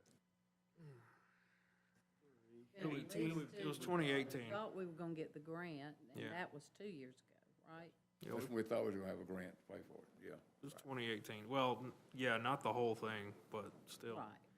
We knew we were gonna have to come out of pocket some on it. Right now, we're at $500,000 for a grant that we do have approved. I'm sorry, We're at $500,000 right now for a grant that we had approved. Another $500,000 that we're looking at through SPLOST.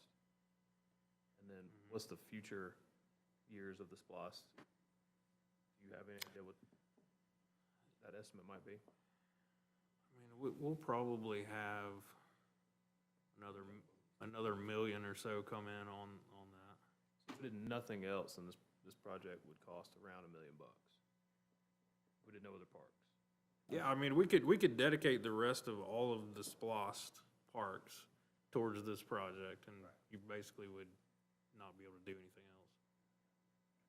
Well, how are you gonna pay But I know, for it? Ross, at one time you talked about, we had discussion of floating a referendum, but it would not just encompass this. It would encompass all parks. What was that number? That was closer to like 15 million, I believe. Yeah, so, I mean, if you did all the parks, all the way to the max, yeah, it's gonna be closer to $15 million. Right. Which is gonna be a more significant sum to Well, absorb from the general fund, yeah. So what we doing in Matthew Park, putting a Band-Aid on to jump over to this? Or we gonna finish Matthew Park before we start trying to figure out how to put all the money on this project? Well, I mean, we're trying to do both. We're trying to knock out the big one. This one's the one, I think, for years, everybody's pretty much given the direction that this is the one we want to be, the crown jewel of our town, while we also continue work on Matthews Park. So how much money we got allotted to go to Matthew Park to finish that project? Well, it depends on what you guys want to do. We've just been bringing, pieces Y'all didn't- together. Right now, we Y'all spent have any designs for 180,000. Matthew Park or anything that actually show Yeah. like you designed this? Yeah, we had, I think originally when the parks plan was looked at, what was it, beginning of last year? I think Daryl at the time had everything put together. As far as you had parking, you would redo that out towards the road, put that restaurant in, you would put in walking trails, a couple other things that were there. I think. So what is the budget for Matthew Park? Off the top of my head, I can't 100% remember. It was That's not a probably, priority, really. it was probably upwards of, I would say, maybe 1.4 million, give or take, I think, and that's. Yeah, Off the top of my head. Matthews was over $1 million to do. So how much have we spent toward Matthew Park? 158,000, with more planned during the year. Correct. Said it right there in the Yeah, report. you're roughly, about 158 to 175, give or take. And Pilot Park was planned to be around, About $1 million plus? was planned to be around 750,000, I believe. Originally. We scaled it down. Spent 300. Well, and, it's yeah, less pilot, money. we did for roughly half of what was estimated. And, I mean, it's complete, minus bathroom, but. Well, hey, I say let's it'll be- just- My Quit question splitting hairs. is, if you spend 3.2 million on this project, and you've got a million, can our budget stand paying back the other 2.5 million? Well, that's why we broke it down to what we would be comfortable absorbing. So Beth and I were working on the numbers, and could we absorb $263,000 out of the general fund? Yeah, I think we could. Mr. Bradley's point, Yeah, and I mean, and that's your comment, I just go from some of our budget things and talks, and additional policemen, firemen, these things that are needed. I mean, I didn't realize that there was $263,000 would be there. well, and this is what we hope to grow into. And think about this too, SPLOST can also help defer this, okay? Or defray this, rather. So it's not just general fund. The SPLOST can continue to pay for it. In SPOS, we had 30% to parks and 70%. to Yeah, so you're talking about $50,000 a month payment out of SPLOST that would help defray this. And this is an annual payment. That much. It's hitting 50,000 a month. No. So, I mean, right now, we're not necessarily, right now, we're just trying to explore the actual funding source, correct? Yes. So could we make a motion, since there is no action taken, to explore, say, the 3.2 and the 7.2? See what interest rates we actually lock in at, and to see, or could potentially lock in at. And then also to see what the actual repayment be on an annual basis. Yeah, we can. Is that fair, rather than, I mean, obviously, we're not signing the dotted line, but we can sit here and speculate all day. I'd rather just know this is what it's gonna cost. Because for me, I mean, I utilized Matthews Park 6 times in the last 2 weeks. My kids are at Pilot Park all the time. I see Well, tons you of know, people. that's the thing, I think great progress has been made at Matthew Park and at Pilot Park. And so I wonder about going all out, all at once here. Can't see any downside to it. I said I can't see any downside to it. Well, is it, I think we need to focus on some real issues with that fire department that we don't seem to be discussing at all. Seems like we're trying to concentrate all our money on this project as opposed to in that fire department where it need to be, and probably on the other side of town over there. I ain't heard a whole lot of talk about that. I guess I'm confused because I thought we've been talking about this park for 3 years now. So I'm missing a surprise. We've been talking about parks. We ain't been talking about spending $3.5 million on one park. Unless y'all been having a conversation without us. Well, at our retreat, we looked at a plan. I mean, we literally sat and looked at a plan. We talked about the pavilion. We talked about the restrooms. We talked about parking. We even talked about the number of parking spaces. We've already approved a master plan. Right. Park system. Daryl's plan from 2018 was $4.2 million. That was the one where everybody went, absolutely, and just moved on to the next thing. And then 2 months later came back and we argued about a $40,000 bathroom replacement. And it was, I was amazed at how quickly 4.2 million went, and then how everybody got up in arms over $40,000. It's kind of like arguing about a pickup truck when you're spending $1 million on a building. So, we do, Norman's right, we need to focus on a fire department as well, but this is Parks Committee. So, This is, you know, let's keep in mind, this is Parks Committee. It's open for all discussion, but basically my motion calls for the vote and the Parks Committee votes. Well, I want to comment on this a little bit. We're talking with this public safety, with another fire station. Isn't this right? That's an entirely different funding mechanism. You can't fund that out of your SPOS money. No, we cannot. So we're getting mixed up on what we're doing. I mean, obviously, public safety is a primary responsibility of the city. I'm very supportive of that. But that's a whole different funding issue. What we're talking about here is, do we move forward in some way, whether it's this plan or some other, with our master plan for our park system? And yeah, in some ways, these sound like really big numbers, but I was talking to some folks here in the last week or so. I saw one of our sister cities over toward Atlanta just bought some land for an in-town park, and they bought, I think it was 9 acres, and they paid, what, $6 million, I think it was, for just the dirt before they put anything on it.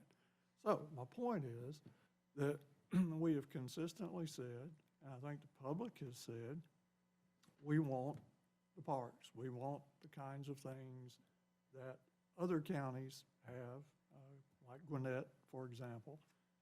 We're getting a lot of people moving here from that county because it's got 1 million people in it, and folks want to come out here where it's not quite as crowded. So we don't want to endanger our city funding, but when I look at this, I don't see how it does that. And I don't think we're in a position of choosing between two alternatives of saying, well, we either go public safety and build a fire station, or we do this. I don't think that's what the choice is. So, I know I'm rambling a little, but this town green, that's the heart of our city. That's the focal point. And if you look at what other cities around us are doing, they're all pretty much doing something like this. Not just to the west, to the east as well. Madison, for example. Winder has an amphitheater. Yeah, Winder. And so, you know, I just tell you, I'm very supportive of moving forward with this. I never want to do anything that would jeopardize our economic stability or that would impose anything as an extra burden on the taxpayers. But, you know, I think we need to move forward with this town green. This is what brings thousands of people into the downtown. And we got folks coming now, but we need some upgrades. Like we need the restroom facilities over there. We need, you know, things like the splash pad and so on and so forth. And that town green needs to be used more than just, you know, one weekend out of every month during warm weather. And I think if you move forward with a plan of this sort, it turns it into something that gets used all the time. You know, every day of every week of every month, something. So, Well, Sadie, not to put you on the spot, even though I'm about to. What do you think what do the concerts cost, not including the bands, but the infrastructure for stage, sound? I mean, isn't that a pretty large figure? Yeah, it can range depending on what the bands provide, but we're providing the stage, which the stage and sound is between $3,500 to $5,000. Per concert? Depending on what they. So I guess, And let me just say, we raise all that money from sponsorship. right, So okay. the community supports that event, and they will continue to support events. I think the community will support the park. And so that, I mean, we can't count on that, but that's gonna be part of the structure, is talking to foundations and giving opportunities for the public to sponsor things in the park. I mean, it does, the public input and response for this park is extremely positive. So I think they will support it monetarily as well. So, Myosha, I would like to make a motion. that we- Okay, let me say something. Yeah. The town green looks great, and I'm all for it. But it's not gonna look good for the city when we completed Pilot Park, we completed Childers Park, and we started on Matthew Park, but we're not gonna finish. Then we're gonna start on a whole new park and finish it. I agree, we do need this, and it do bring people to the city, but if we're gonna start and then stop this one to start and finish this one, it's not gonna look good for the city. Even though it's gonna look good for the people to come to the city, but it's gonna look another way when everything on this side of town is completed, and what's on the other side of town is not completed. Could we add Matthews to this, do them both at the same time? It gives us more bang for our buck, for every single person in this town. You're right, to see us. I mean, we can work up a solution that would take care of both. I'll get with Chris and figure out what's left on our punch list there to finish that master plan for Matthews, knock out the downtown green, and do it at a reasonable price. I'll go back and revisit our estimates and see if we can knock down a little bit of that 3.2 million, maybe just a hair, $100,000 or so, based on what's come in on SPLOST lately. See if, you know, just be as frugal as I can on it, but I'm happy to try to explore the options for both. Motion out of committee to move forward on. Just for funding options, yeah, if you guys want to head that way, we've put a lot of work into getting to this point. I hate to leave it as a blank field in downtown. But Back to what I was gonna say from my original motion, I'd like to make a motion to pursue looking at options for funding at the 3.2 million level for both 10 and 15 years, and also looking at the $7.2 million option for 10 and 15 years, pursue the entire park system inside the city limits that we've already got a master plan for. Is that a fair motion? I can work within that. I'll second that motion. All in favor? Aye. All opposed? That passes. Thank you. Thank you, Ms. Crawford. Thank you, everybody, for your. May I ask, Mr. Smith, what is going to be presented to the council next week? I was going to put this on the consent agenda that you approve the entire thing. I'm sorry, but what, I'm not sure. I'd like to know what's going to be on the agenda for next week that came out of this committee. I couldn't understand what Mr. Bradley was saying. It would be Logan pursuing, based off my intention of the motion, would be Logan pursuing getting this loan package put together so that we can see what actual rates and annual payback period looks like, rather than going off of a snap, you know, a cutout from a website, I'm assuming. And in the end, include the more solid plan on what every part's gonna get in a timeline. Well, I mean, assuming- but the funding to get this together is gonna take how many months? It might take 30 to 60 days. Okay, so. But my question is, because I just want to be sure what's going to be on the agenda, that's all. Is your motion for him to pursue the GMA financing at one of those levels? At two different financial levels for two different payback terms. Through yes. through the GMA financing, is that correct? But I have to bring that back to you all. This is just to study it. This is saying, hey, let's go ahead and start pursuing to get actual figures of what this would look like, not, hey, go sign on the dotted line. But It's not approving the contract, but it's pursuing the contract. Is that correct? Yes. Getting to the contract. Then I would just ask, Mr. Mayor, that this not be on the consent agenda, but be on the regular agenda to look at these things with because the intent that I would have, if it's on the regular agenda, is to make an amendment to I can't do it, this is committee on. Sure. To make an amendment to that this would go on a referendum to the citizens of Monroe to approve on the November election. That would be my intent next week, to make that amendment to this, that it's a referendum to follow the spirit of the regulations that are out there now, that the citizens approve long-term debt for something other than things like utilities that repay themselves. I don't think that the intent is that we don't go into debt, long-term debt, for items that don't pay for themselves. And so I would intend next week to make that motion to amend. I mean, I just want, So you'd like it as not on the consent agenda, just separate? right. I know that you say that doesn't pay for itself, but I tend to differ with you in the sense that is one more opportunity to enhance our downtown, our city, and encourage more people to move into the city. Frank is an economic development. And encourage improvements to that surrounding area that we have looked at and have wanted to see thrive and turned around, so. And I'm not arguing, I'm just thinking, Debt the in reason you general. can't do a bond issue for this,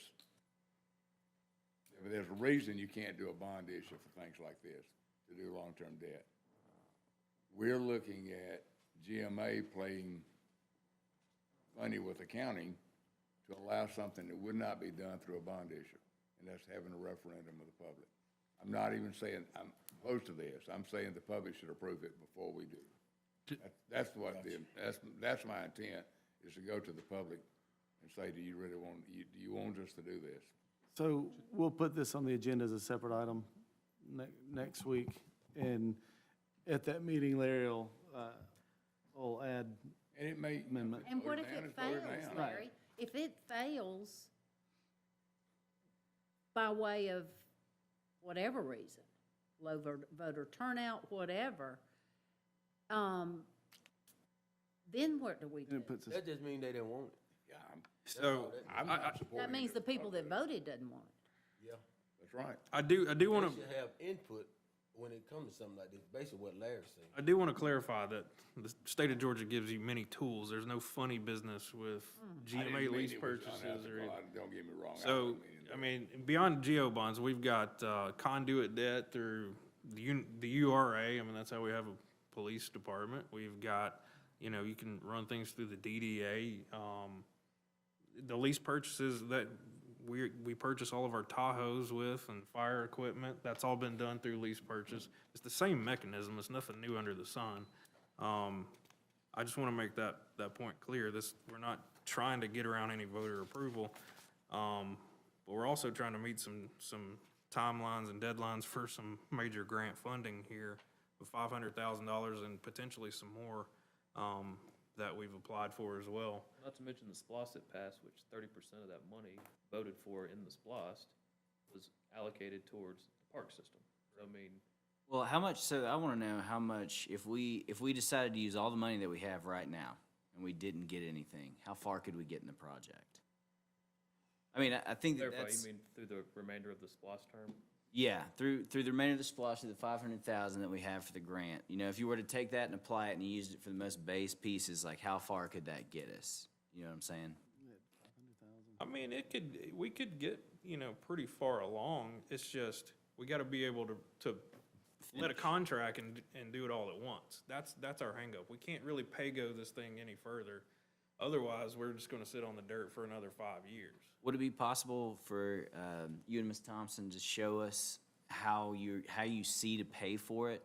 I think we are all a little confused about how it gets paid for, so it might be helpful if we see kind of the mechanism that you're seeing, like, okay, this is how we're gonna pay for it. Because, we have confusion about funding this park, funding that park, so what does it look like to pay it back? And I think everybody would be much more comfortable if we could see what that looks like. To answer your question, Mr. Gregory, if we wait on SPOS funds, we can't do it all on the front end. And that was our thought process on doing this, is we can get everything done on the front end and pay it back with SPOS over the term of that SPOS. We can do that and look at that, but what we had looked at was the increase in the growth and the net digest of what we anticipate for the growth of that net digest for this year for the millage rate. And we did look at that. We anticipate I feel comfortable at 3.2 million. If we go anything further, we will have to look at how we're gonna pay that back. But looking at the 3.2 million over the 10 to 15-year term, we feel comfortable that the growth and the digest will take care of that as a payback each year. And also, we haven't forgotten about fire. What we're anticipating is looking at the next SPLOST and rolling fire into that to do a potential fire station at that point. And I don't want to get in the middle of this and beat a dead horse, but just make sure we're clear on what the motion is coming out of committee. The motion coming out of committee was to authorize city administrator to explore funding options for this 3.2 or this 7.2. And I think Mr. Probst hit on that. It wasn't a motion just to explore the GMA lease purchase. There are multiple financing options available to cities and DDAs and URAs and the like. So Mr. Probst may come back to you and say, hey, you should look at this option, and it may be what we call conduit funding through DDA or URA. So it's not just GMA. The structure of my motion, because I don't know how Mr. Bradley would make an amendment to a motion that had nothing to do with it. He's not on your committee. He can't. Yeah, he's not on your committee. He can't. He just asked the mayor, which the mayor has the authority to do, and he certainly can, and Mr. Bradley asked him to, is he asks for it to not be placed on the consent agenda and for it to be considered by the entire council, which he, of course, has the authority to ask that request, and that's up to the mayor to set the agenda for next week. So do I need to change my motion at all, or does it make? No. I don't believe that you do. I believe that the motion's been properly passed to be considered by the full council next week, based upon how the mayor sets the agenda. And you mentioned growth in the digest. Obviously an estimate, but I look at the way Pilot Park seems to have changed a general feel for an entire area. And I'm a big fan, a big proponent of making our parks the best. And frankly, I blame Ronald Reagan for a lack of investment over the last 40 years. When he blamed tax and spend Democrats and whipped up on Jimmy Carter. And what happened was everybody, mainly in the South, became Republicans and quit spending any money. So we're looking at things like Highland Avenue that has 6 layers of asphalt that are higher than the curb. We have to start milling things. We have to redo sewer running down Madison Avenue. Have to repave Madison Avenue. After doing some milling. So a lot of this stuff is expenses that have built up over 40 years worth of people who just didn't want to spend any money. And I don't think we want to run the city into the ground to get them broke, but I do think we need to make a lot of public investment to make up for his history of not investing in our parks and our infrastructure. So, yes, please explore those. We'll revisit it next week.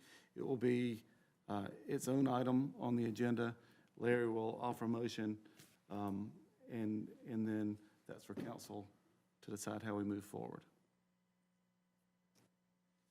Next, moving to items for discussion, we have a public hearing variance on 803 East Spring Street. Mr. Kelly? Yes, sir. Thank you, Mr. Mayor. This request is by Gray Orthodontic out on 803 East Spring Street. They're going to be adding 2,000 square feet to their structure, and they've already got approval through COA process for that. This variance request that they're making here is to allow them to have 6 more parking spaces than they would be allowed by our zoning ordinance. So they're asking for a variance for that. Including those 6 spaces, they will still remain under the 60% impervious surface cap for that zoning category. So the recommendation of staff is approval without conditions, and the more detailed staff report is behind the cover page, basically giving the rationale for that decision. But we recommend approval without conditions, as does the Planning Commission. Thank you, Mr. Kelly. Are there any questions for Patrick? So is that considered part of the downtown corridor overlay? It is a corridor design overlay parcel, yes. And they did, oh, I'm sorry, please. Since they're adding onto the building, are they going to be conforming to all of the regulations? Yes, they've already gone before planning and zoning with their COA request for that particular portion, and that was also recommended without conditions, and they would not have any non-conformities that we're aware of on that property. Okay. Next, moving to the public hearing rezone of 961 Good Hope Road. Mr. Kelly? Yes, sir. This CAF, I guess we're doing over again, is a long-standing product of the downturn that's been sitting fallow for quite some time. The current applicants are making a rezone request at 961 Good Hope Road, the property formerly known as Brooklyn Commons or Charleston Manor, depending on your level of recall. And they are asking that they can rezone the PCD that included a commercial portion at the front to make it an entirely planned residential district and remove the commercial component, reconfigure that. And staff recommendation of that is approval with conditions listed in the rezoning staff report. And additionally, I'd mention that if there's anything additionally, after having looked through this, that anybody would like to add condition-wise, it's certainly open to that. Like I said, staff recommendation is approval with conditions, and the Planning and Zoning Commission forwarded this on to you without making a recommendation. Thank you. Are there any questions for Patrick? I just want to know how Church Street's going to hold all this traffic. I mean, we're at a point, I just don't see it. I mean, at some point,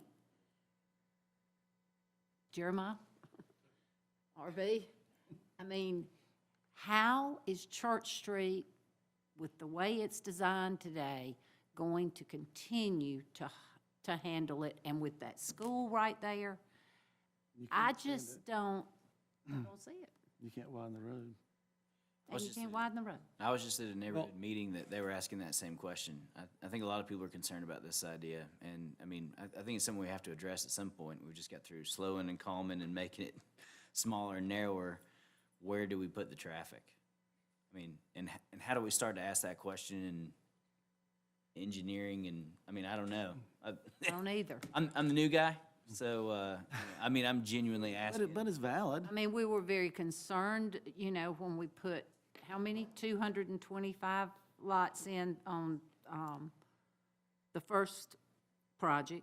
Now we've got back toward town, we've got how many houses going in? Yeah. How many? It's 74, 75? I thought it was 80 something. I think it's around in that 85. range. 85, and then this is going to bring, how many? 142 units. In the county, And then the county on out, and we've got to be able to take traffic through to the 83. I mean, it's just, it really is concerning. Then on the other side, I'm not here to sell the project, but I know. I would I mean, I'm would just tell you talking to that everybody. It was approved some time ago, and that it Before all this that other. it was sitting there, we probably should have considered that traffic as already a static requirement of that road because it's there and was gonna be developed eventually anyways. So we might have had this conversation prior to approving some of these other developments that are on the same road. Again, not trying to sell it one way or the other, but it's there. And Well, it's we're either- asking to change it now It's either gonna and be a pipe increase the farm. number of houses. Yeah, the increase in the number of houses is 20-something. It was 124 residential units, I think, previously, or in that range. And the traffic for the commercial part would be removed because there's not a commercial component. So I don't know. it seems like a decent trade-off. It's there. I mean, like I explained to the planning commission after their non-recommendation, it's like the density and the project is baked in the cake. It's already in the ground.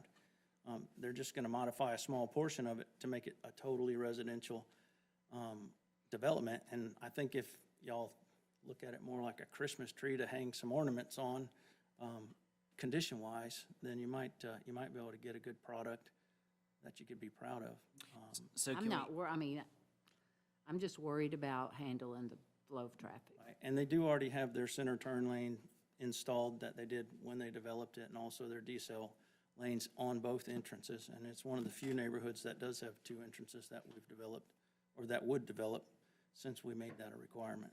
Is that all of the kind of traffic measures that you can put on a project as far as those kind of requirements? Two entrances and that's big. Yeah, and the center turn lane and the decel lanes, besides widening the road, but I mean, all that does is invite even more traffic from outside that area. I mean, if you have a lot of traffic already and you widen the road, the same traffic's gonna be there, and then that's gonna invite more.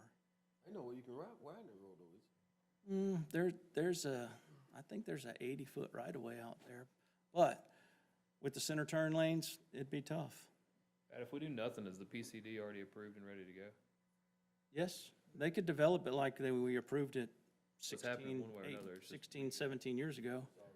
We get the opportunity to mold it. Yeah, but nobody wants to do the commercial component. Well, the caveat is, think about this too, the PCD, the commercial component goes away.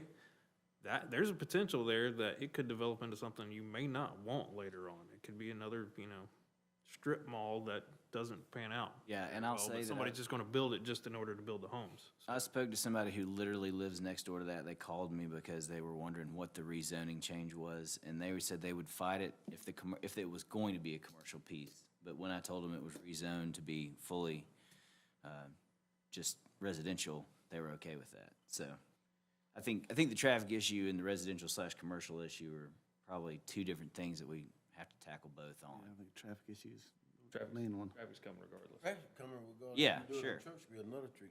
When people move in, you're gonna have traffic. Only good thing about it, the more people, the more traffic, the slower the traffic. Look at it now. And the other good news is traffic's been cut since we put in those traffic controls.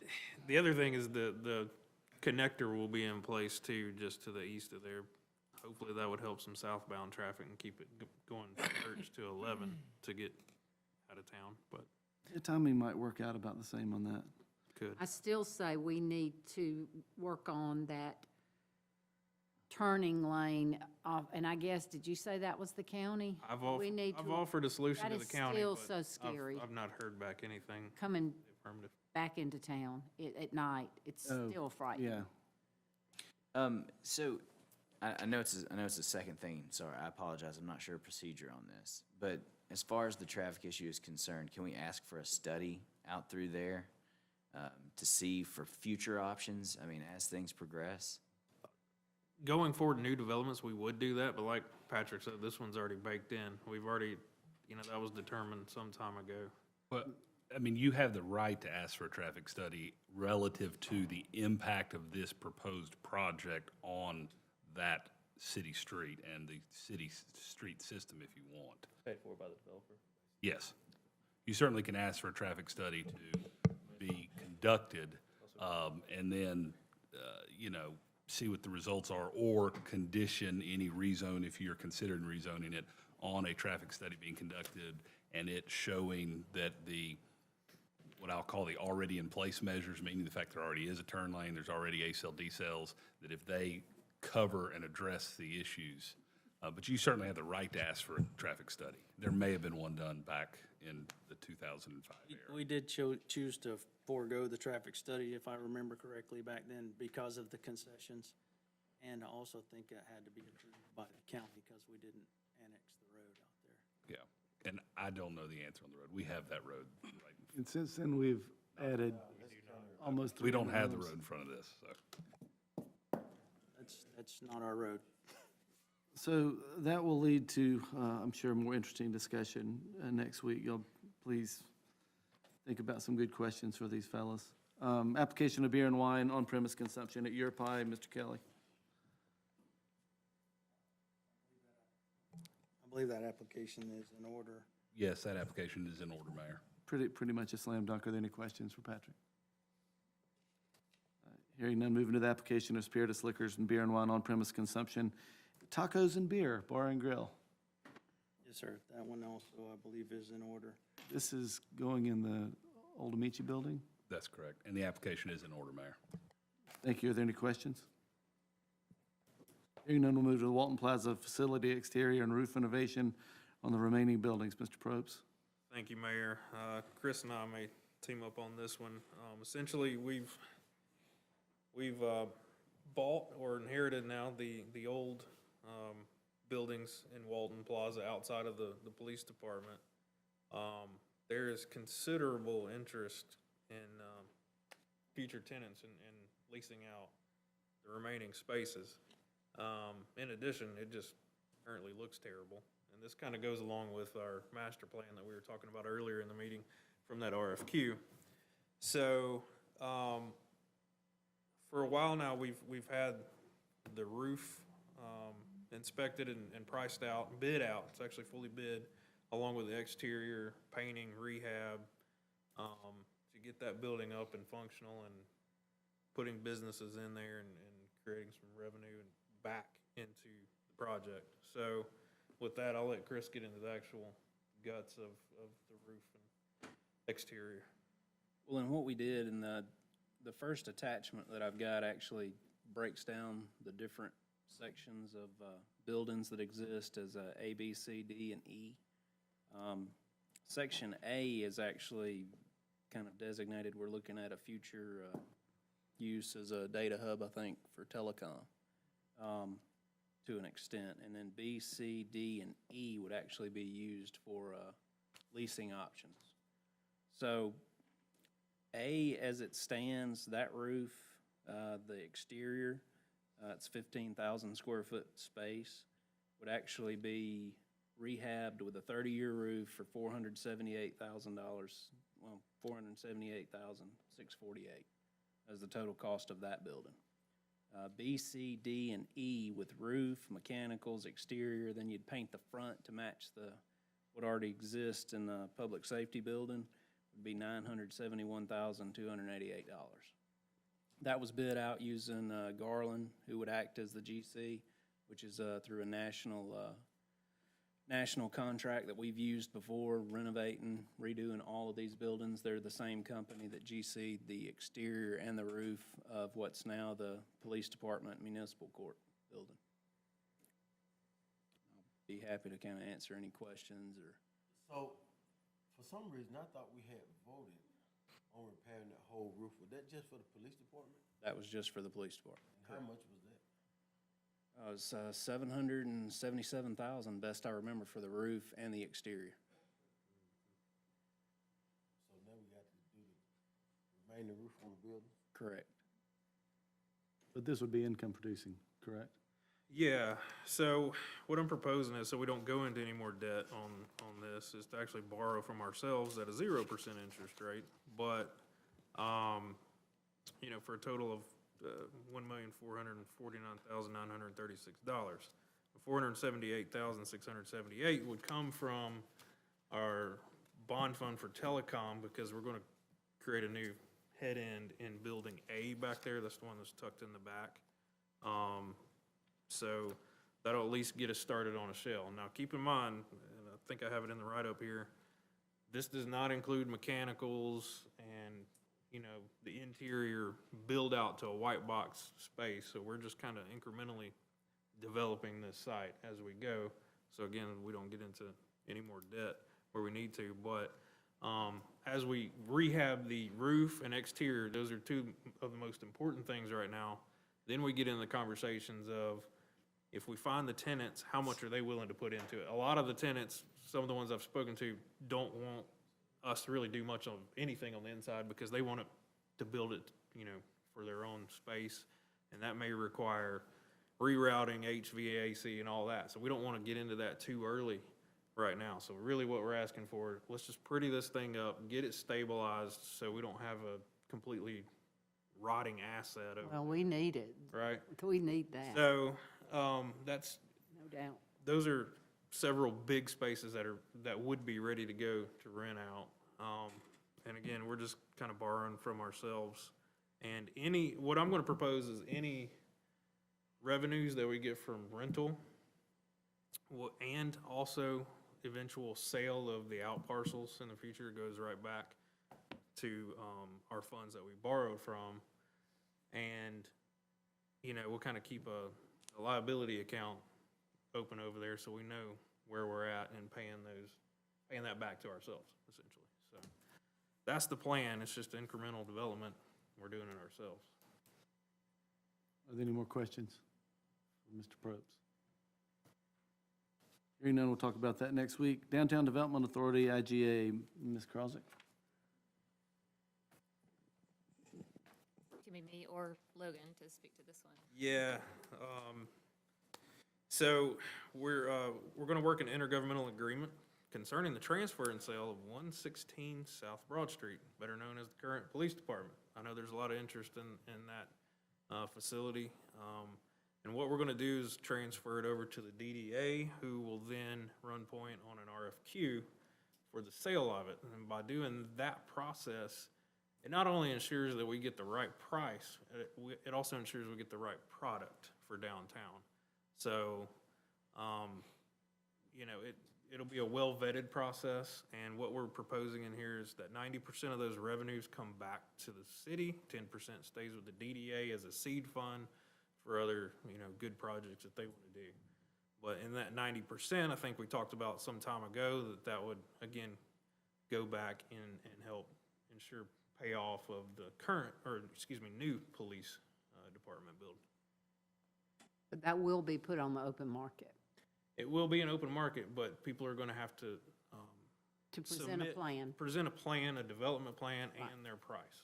That's right. Are there any questions for Logan?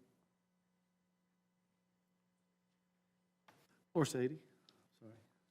Sorry. Hearing none, we'll move to the resolution of the budget amendment for planning and code, RFQ project funding. Beth? Yes, sir. Thank you, Mr. Mayor. This is just a budget resolution to increase the budget and revenues for building permits by the requested $38,200, and also increase expenses and professional services in the planning and code department for $38,200. And this is to cover the previous thing on the agenda item that Sadie had mentioned for the master plan design at the Walton Plaza Shopping Center for that consulting and planning services. Thank you, Beth. Are there any questions? Hearing none, we'll move to my update. Just a couple of things. Chief, glad you made it. Lee started to clap, nobody else joined in, so we're glad you're here. Next, National Day of Prayer is May 6th on Thursday. I have a number of priests and pastors and ministers from the area, some Fellowship of Christian Athletes, and some of the NG3 group will be meeting me at the flagpole at 10 a.m. Next, and if you would like to join, would love to have you. Try not to open it up to the public as a whole because we don't want to cause a nightmare. Moving to Ms. Kirk. Debbie, how long have you been here?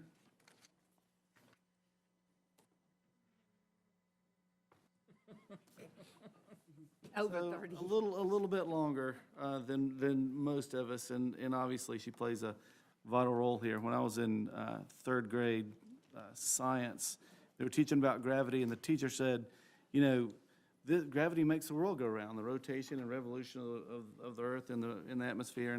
And I, of course, in my innocent little way, said, well, you know, I thought love made the world go around. Everybody in the class laughed at me, but I meant it as a serious observation. But Debbie really does make the world here go around, and I appreciate all the work that you do. Beverly has helped me with the proclamation, so I shall read it for you. 52nd Annual Professional Municipal Clerks Week, May 2nd through May 8th, 2021.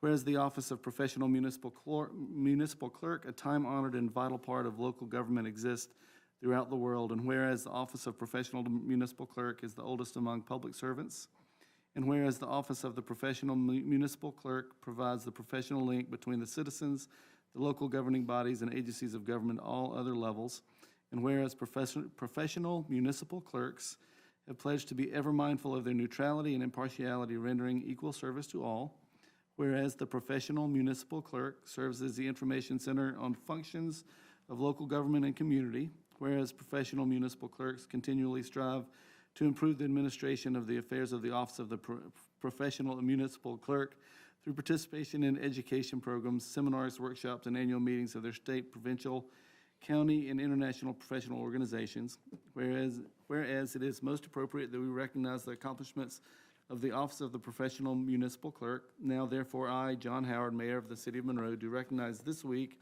May 2nd through May 8th, 2021, as Professional Municipal Clerks Week, and further extend appreciation to our professional municipal clerk, Debbie Kirk, and to all municipal professional clerks for the vital services they perform and their exemplary dedication to the communities in which they represent.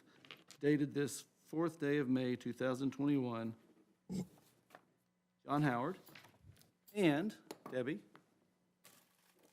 from the Blue Rooster and the ladies at Hands of Hope. That's for you. Thank you so much.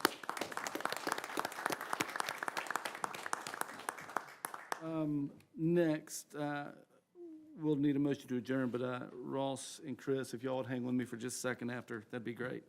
Need a motion to adjourn, please. So move. Motion by Mr. Ross Bradley, second by Mr. Norman Garrett. All in favor signify by saying aye. Aye. All opposed, like sign. Motion carries, meeting adjourned.